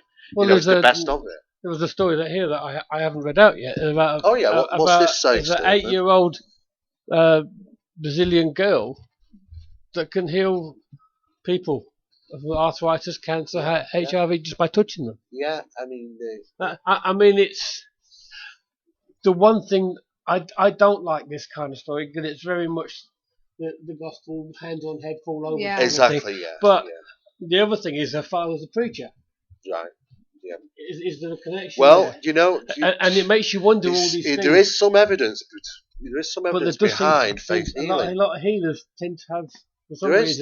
I mean, well, it's the power over the body by the mind. Yeah. I mean, the mind is a fantastic thing, and it can govern the change and symptoms in the body. I mean, when we found out about stigmatics, we've all known about stigmata. Yeah. Right? When it was initially discovered that Christ would have, if he did exist, that is, I mean, that is an arguable point anyway, but we won't go into that. If Christ was, in fact, nailed to a cross, crucifixion, it wouldn't have been through the palms. No. It would have been through the wrist. Yeah. And what did we find? So the phenomenon of stigmata moved from the palms to the wrists. Yeah. So it's a mental thing. It's that's exactly it. It's the power of the mind over the human body. So where do we draw a line and say that is not possible anymore? You know, if somebody thinks strongly and believes strongly enough, I think they can absolutely affect their own physiological body, and I think we're seeing that more and more regularly. For those of you that don't know why it wouldn't have been the hands, the pure weight would have just pulled it straight out. Yeah, correct. That's exactly it. Well, Chris said before he left that he's really enjoyed the discussion tonight from both Steves, and said it was fascinating. Steve Johnson is excellent, and Andy707 said the night to Steve Johnson. It was great stuff. So I'm glad they enjoyed it. It's been a good topic tonight. It's certainly an unusual topic. You don't get many people coming forward about regular claims of precognition. It's not often heard. Usually you tend to go down the road of mediumship, or psychics, and sensitives, and things like that. But it's quite a unique phenomenon. But it's also one which allows us to find good evidence. And thank heavens we've done that in the right way. Well, this is it. So. We'll certainly be seeing a lot more of them. Definitely. Anyway. So we can just be thankful that he came to the right people. Yes. I am, Well, that's what's really unusual because, like I say, people don't come and see us. No. Because if it had come to me, I wouldn't know where to start with it. No. There is a certain way. You know what I mean? You have to do the research. And Steve did that. And he did it on purpose because he wanted to find someone who would go out there and try and pull it apart, try and rationalise. That is never heard of. Yeah. The first thing people say was, doesn't that lend credibility to his case because he wants to be proven that he's got some ability? It's not people coming out and saying, I can do this, that, and the other. And I'm not prejudiced by his parapsychology department. We've got lots of people claiming to be mediums and psychics out there. Did he come and knock on our door? Because surely a piece of paper in our hand saying you're accredited by a parapsychological unit, wouldn't that be fantastic for the career? Oh yeah, of course definitely. it would. And he's asked, what's his book going to be called, and do we have a date? We don't have a date yet. It's currently, it's sat. Well, I know Virgin Books have got it at the moment. Yeah. The Virgin Books, and they have got hold of it at the minute. I don't know. Like I say, we even have to have a book agent. You can't even deal with them directly, these guys, because they're so well known. They've got the manuscript at the moment. There's a couple of other people in the pipeline ideas. It's going to be in the near future, that's what I'm saying. As for the title of the book, Steve does have a working title for the book, but those get changed. This is, if you ever write a book, publishers, publishers, this is it. will change the titles of the books to suit themselves, and even the covers in some cases. Because they think it'll sell better with a different title. What about your book? Do you know what that's about? One. Yeah, what's that one about? My fourth book is about paranormal investigation. Now, there's a number of books out there, about paranormal investigation, and they're all very average. This is paranormal investigation from a scientific point, but it's scientific, it's academic, but it's also easy. There's lots of visuals, plans, illustrations, demonstrating. What's the best approach for investigating paranormal film, and some new subjects in there about what people haven't really considered in the field of paranormal investigation, which might be and open up new areas of research. I'm about 6 chapters in, so I've still got a bit to go. Of course, I'm so busy doing everything. But it's like an illustrated professional guide to paranormal investigation. So it's put together. Talking about books, now do you remember Nigel Mortimer? He has been a guest on our show in the past, talking about his portal up there in Settle, which is within the Three Peaks area of the the Yorkshire Dales National Park. Well, Nigel also wrote a book entitled Isaac Newton and the Secret Sundial, Portal to Another World, which is now available as an audiobook in MP3 direct download or on CD or DVD formats. With approximately 5 hours listening time, you can order your copy at openingportals.moonfruit.com and click on the portal shopping cart So well done there, Nigel, if you're listening. So yeah, I believe he's also a podcast. Yeah, well, he did do. I don't know whether he still does. Well, yeah, I know he was, but he was having problems with his technology. Yeah, I saw some advert up. I think it was only today as well, regarding that he's trying to get this podcast. Yeah, I know he was having problems a couple of months ago, but whether he's worked that out. Yeah, but that'll be good. Yeah, the more the better. Yeah. So I was with him only a few weeks ago. Was you? In St Anne's. Oh yeah. Where we met up. Yeah. And it'd been some time, when of course I was with other people there. Obviously knew Nigel, from way back. And his lecture, his lecture was really interesting. Yeah. I've known about his subjects on the portals. Yeah. There isn't many people discussing or lecturing about that. No. There's a number of different views and opinions about them, as you can well imagine. But he did actually show some really interesting photos. Yeah. In regarding anomalies. Now, some of them I couldn't identify as dust storms because they weren't round. Some of these things was like a shape that moved. And some odd stuff. So yeah, there's a possibility he's getting some strange things. But then, we haven't. Sometimes it can just happen. We just go to some places and it happens, doesn't it? So this is it. Yeah, we've seen some of the arguments to and fro on. Well, there's always for and against. This is it, and this is what makes it so good about the paranormal, because it's so diverse. No, this is it doesn't matter where you go, you'll always come up with a new theory. You know? Well, let's see what's coming up next week. Coming soon. Well, that's basically about it for this evening. But don't forget, you can tune in next week when we have Carol Mitchell, author of Paranormal Intruder, the true story of a family in fear. Uri Geller wrote about it, a review on it, saying Carol Mitchell's story of paranormal encounters in her own home is simply astonishing, mesmerising and scary. The fact Caroline had the bravery to expose and reveal this unusual phenomena while still being a police officer is quite courageous. I highly recommend this extraordinary story. And also we have James Armstrong. He will be telling us about his paranormal group, Truth Searchers UK, a group of like-minded individuals formed in 2011. Now, if you would like to be on the show, then email us at admin@ktpf.co.uk. We are always open to discuss any specific area of this genre, including ghosts, monsters, psychic phenomena, or other supernatural and unexplained mysteries.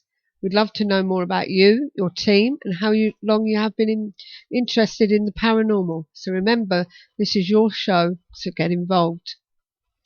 And we hope you've enjoyed tonight's show and look forward to having your company again, as I said, next week on www.ktpf.co.uk. Now, Steve, why have we goofed? Yeah, we've goofed. Why goofed? Andy was going to come on and tell us about Coalhouse Fort. Tonight? Yes. Oh, yes. He just said, so you don't want me on then tonight. Are you going to give us a quick ring and tell us how you got on then? Or are you coming on to Skype? I forgot all about that, Andy. You did. So, how can we forget Andy? Yeah, unless you want to talk to us next week about it. Don't worry, it's a bit late now. Okay. Well, definitely come on next week. Tell us next week, Andy. Yes, in between the two guests. Yeah. So, but Steve, it's great having you back. I'm gutted. I was really interested. I wanted to know as well. I know. But as I say having you back. Yeah, it's been great. For one night only. It's been great. Well, no, not necessarily. I mean, it's down to I can't. The problem is I can't plan ahead these days because I get just an email or a phone call and they're asking me to do this, that, and the other. Yes, when I get the time, I'll certainly will. He said he will next week, but he'll have the footage then as well. Oh, that's good. Right. He would have checked it. Go on, as you were saying. But yeah, it's great to be back. Yeah, I enjoyed it. I mean, better circumstances. Well, I can certainly it is, yeah, and I can certainly say because I don't know how aware you are about how KTPF is viewed and outside this little circle in this room. Well, do you know what I mean? They know all about it on Facebook, but as I say, we have the YouTube. I know. You recommend us. We don't know how far it's gone. We don't know how far it's gone. It goes pretty well, yeah, as far as I'm concerned. Yeah. I do get bits and bobs of feedback now and again. Bill Seven said that he heard about us from yourself. In the yeah. magazine. Well, we do advertise it. Yeah. KTPF's in every issue of the Yes. So they can't Well, you recommend us, don't you? Yeah, of course we do. And I don't know whether you knew, but I got an achievement award. From pigs. Yeah. Pigs. Brilliant. Steve's been in touch. Biggest contribution to paranormal unity. Yeah, biggest contribution. I was quite impressed with that. I couldn't believe it is really good. Yeah, so that kind of told us it was getting out of a bit. Anyway. Yeah, you know, so I'm not sure whether I'm a good thing or a bad thing, because, you know, some people might look at me and think, well, look at us and think we're, you know, trying to be elitist or whatever. No, there are lots of people having stabs at different shows definitely. and things. So but I think your approach to it is different than a lot of other people. Well, this is it. You know, people say we're not professional. They don't like my interview technique, but I'm not. It's not about professionalism. Right? It's like a friendly chat. Yeah, well, this is it. I mean, everybody can go and sit down in a professional rigged radio studio, can't they? Yeah. But then it's very cold. It's very hard. The talking, the discussions. They're very clinical. You know, they're very time slotted. This is a bit more freehand. Yeah. You know, and it gives people the option to jump in and ask a question. Precisely. You know, in normal radio show, it's a dedicated slot. They're looking at the clock. It's 3 minutes past 8. You've got a chance to get a 15-second question in. Yeah. You know, sometimes I can't give my answer in 15 seconds. No. You know, it's like I said at the top of the show. That's one of the good things, isn't it, with us? George Staldowski, I can't pronounce his name. But either way, I'll find it in a minute. He turned around and said to me in an email, because he's coming on the show soon. He's an American radio show host, and he said, George Stadowski, that's it. And he actually said that he liked the vibe of our show. And he basically said, where is it? He said, I love the vibe that you have on the show. It's like sitting down for coffee with a group of friends. That's it. And I thought that's basically what we're about. You know, we're relaxed. You know, well, we're not talking to people. No, we're not. Right. What we're actually doing is talking amongst them. Yeah. You know, it's just and the other good thing about it is we don't have a time slot. No. So if you've got something interesting it's going, good that it's relaxed like that. If you've got the unfortunate thing is you find out that the more professional you become, the more rigid and clinical it becomes. I mean, I know from doing the big station. Andy said that as well. Oh, he said it was like chatting in a cafe. Andy said, you know what I mean. So it is good, and like I say, you know, it goes out in our magazine with I think it's about 130,000 subscribers now. You know, and it goes out international, so people are people can listen in from abroad.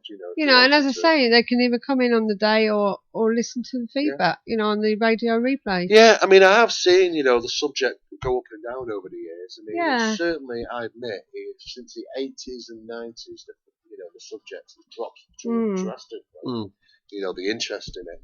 However, over the last sort of 10 years, maybe sort of 8 years, it started picking up a bit. And that's simply because of the media interest in this subject and the many films that are coming out, like The Conjuring and Insidious and all these other films. Yeah. And there's some to come as well. There's a couple of new ones. Loads to come. That's breeding a new interest in the subject. You know, people want to know, what's in their community. You know, if anybody can find out about paranormal on the internet, but when it comes down to location, this is where KTPF. Yeah, because this is how I never thought we'd be going this long. We celebrated 2 years last week. It's phenomenal, literally. But sooner or later we're going to run out. Some great names. Oh yeah.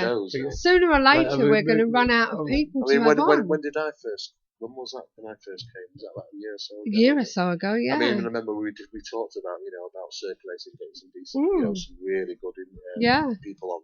And then I now look and I say, what we've done was exactly what we wanted to do. Yeah, we've had Yuri Geller on, we've had Ben Hansen. Yuri used to be my boss when I used to write for him. Really? At Yuri Geller's Encounters magazine. Great guy, Yuri. Andy707 said he's noticed that the YouTube listeners are in 3 figures, so lots of people are tuning in. So, cool. Which is good, because that's what I always say. They may not be here on the night, but they are listening in to the replay. Well, the problem is the first thing you've got to consider is that when we're putting it in Phenomenal Magazine and going out to so many different people and internationally, because we are all over in different countries, you've got to consider the time difference Well, this is You know, it. people are working Yeah. at this very moment in time. Yeah. And they won't be listening to the show, but at least they've got the option too, and that's what's important. Yeah. We've had some quite varying subjects as well, haven't we? From dying visions of the parting or something. One of the visions that they get as they're passing through, you know, leaving us. Doing like what you near death experience? No, but actually dying. But just before they go. Just before they go, right, and the visions that they get. And so, a woman in America called Carla Willis Brandon Willis. She writes about this sort of thing. Deathbed visions from it. Yeah, and we even spoke about pixies and stuff like that, Irish myths. Yes, recently. Oh, interesting. We had Ronan on. Ronan's one of them characters that is very droll and he's funny, but it's that dry humour. Yeah. And you know, I can listen to that guy all night. On the 27th of April, which is our anniversary, we've got a young lad coming on. I say young man coming on. Larry E. Arnold via Skype, talking about spontaneous human combustion. Oh, I've done. Hey, you'd be interested to know I've done 2 investigations. Really? Yeah. Well, if you We're can not make doing it, anything. If you can make it, come on in. And we're also getting Maria Wheatley on for dowsing. Marie D. Jones is coming. She's rescheduled. Marie D. Jones. Yeah. She's great, Marie. Yeah. Ray Jordan. You got the lady that I've been after for ages. Who flew through the Bermuda Triangle. She flew through the Bermuda Triangle. Oh, right. Yeah, her name's Carrie Tratham. She was actually on the Zone Unknown show that we did. Did she have an experience? She was flying, Basically, tell the story, Steve. Basically, she filled up before she left. I know the guy that was in the time loop. Yeah. He got to his destination before he should have done. Is that so? No. It was only a short trip. She should have only used no more than about half a tank of fuel. Yeah. But when she got so far out, she got turned around, all her instruments and everything went. And when she actually landed, she was on fumes. And the flight instructor actually moaned at her for not filling up before she left. Yeah. And yet she had a full tank. So was she flying against a huge crosswind? I don't know. Where you feel that that you've got to push on to I know she said that all her instruments went. There are some strange things. Yeah. She actually got back because she picked up on. She's written a book about it. She picked up on a landmark and everything, didn't she? And then we've also got Guy Lyon Playfair talking about twin therapy, his current subject. So we're getting a few big names. Subject. Yeah, this is what I mean. We're doing in various subjects. You know, one of the ladies that's coming on to talk about her book, I found it interesting. It's based on a true story, isn't it? And it's the kind of story I think you would like. Oh, I think you would like it because she's a police officer. Well, she was. So she's coming from that angle. Yeah. Evidence. Quite analytical about it. This is it. But it's like, where do I get evidence when I'm standing in the middle of the kitchen and plates are flying around me? Yeah, well, you can't just it's kind of like it throws everything she knows. You've got in planned a events, and you know if something's going to happen, then you can record it. This is it. See, we've had mediums on, and Alison Winrider, she pops on now and again and does she's moving, she does a few readings for us on the show. But Ryan Goodin on the other week. Ryan Goodin, he did a couple for us. But we also have people on who's written a book about the paranormal or something, and they tell us about their book. You know what I mean? Yeah. We have all sorts of things on now. We've really spread out a bit. Yeah, diverse now. You know what I mean? Yeah. I'm hoping I don't run out of people. You never will. I don't think you'll ever run out. So books are going out. I mean, the publishers send Phenomena magazine because they always want Phenomena magazine to review the books. That's the place to go. You send them us automatically. We don't ask them. We just come in the post. So you have these mountains and mountains of books to review, and not enough time to review them all. Of course, there's so many people writing. Yeah, we've been trying to get Wade Davis on as well, but unfortunately, he was due on a couple of weeks ago and missed it. You forgot. I don't know if you know Wade Davis at all. Yeah, can it get I've been trying to get hold of him, but and it was a fascinating subject. But he seems to be busy at the moment. He came on the following day and apologised. Yeah, but everyone was a bit gutted. This is something we've got to try and sort out if we can. What's that? People can't get live stream on the mobiles. It's not my fault. I know. I didn't say it was there. How am I going to do that? Well, we just asked live streams. Andy said he's asked a friend of his, if he'd come on and talk about voodoo. He'll think about it. That sounds good. Sounds good. Anything like that. Very rarely do people that are involved in a subject talk about it. Well, this is it. But Andy's into the occult anyway, and he's talked about. He's come on and spoke about JFK. He did a great show on the JFK. That was really a bit about the occult. He comes on now and again and talks about some subject. Yeah, well, I've been recently I'm planning to talk about Air Force Space Command. Yeah. Over the next, hopefully, putting the stuff together over the next few months. Anyway, it's a new establishment, fairly new, Air Force Space Command. Right. Which are responsible for a lot of things that are currently not known by the general public, including the capabilities of flying certain aircraft, like TR-3B and numerous other ones, which are interplanetary. They can fly within the atmosphere, they can fly into space, and they are incredible. And of course, these have been mistaken for UFOs on many occasions. Well, isn't Virgin planning on doing that at the moment? He's a bit behind the times. He's already he's the light years ahead. Mind you, he's been trying to do it for a long time because they actually showed a clip. The problem is they're never going to allow people to go up there and just stare out the windows and look at all that wonderful stuff that's up in orbit that we're not supposed to know. Well, this is it. This is true. So there'll be a lot of legislation. Well, as I said, it's great to have you back. It's been great being here. So I hope to see you again soon. Well, yeah, and maybe in the future, we'll come back on together with Steve and we'll give him an update as well.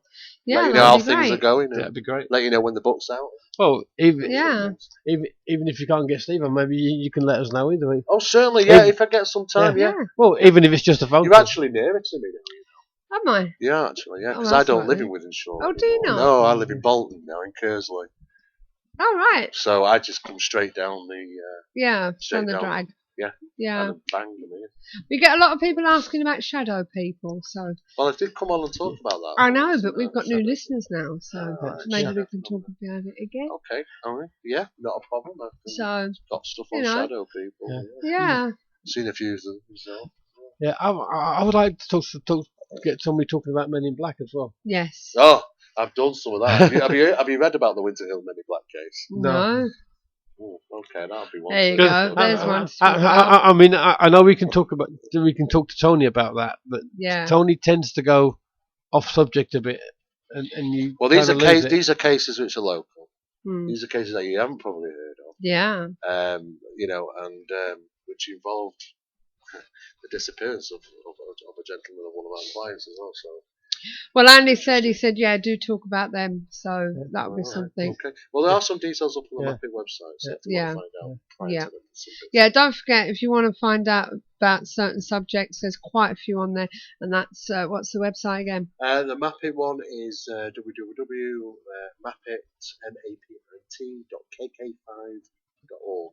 Yes, and you can also download the Phenomena magazine from there. Yeah, did you ever? No, you can't. No, it's a dedicated website now. Oh, is it? Magazine. Yeah, it shows you what magazines are available. Directs you to download the Phenomena magazines, which is simply www.phenomenamagazine.co.uk. Right, because I know last time. They're all directed through that with traffic all the way. It's got an external mirror site as well in case they're overloaded. Believe it or not, we can only you can only download 10,000 issues per day on our website, and it gets overloaded, believe it or not. So I better change that website now then. External one. Yeah. But the magazine's on there every month, and all the back issues are there. That's all right then. Yeah. I'll have to change that. What do you know? What do you know about these black eye people?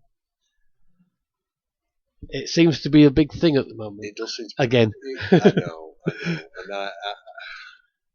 it was a gentleman called Sheehan who I talked with in when was it?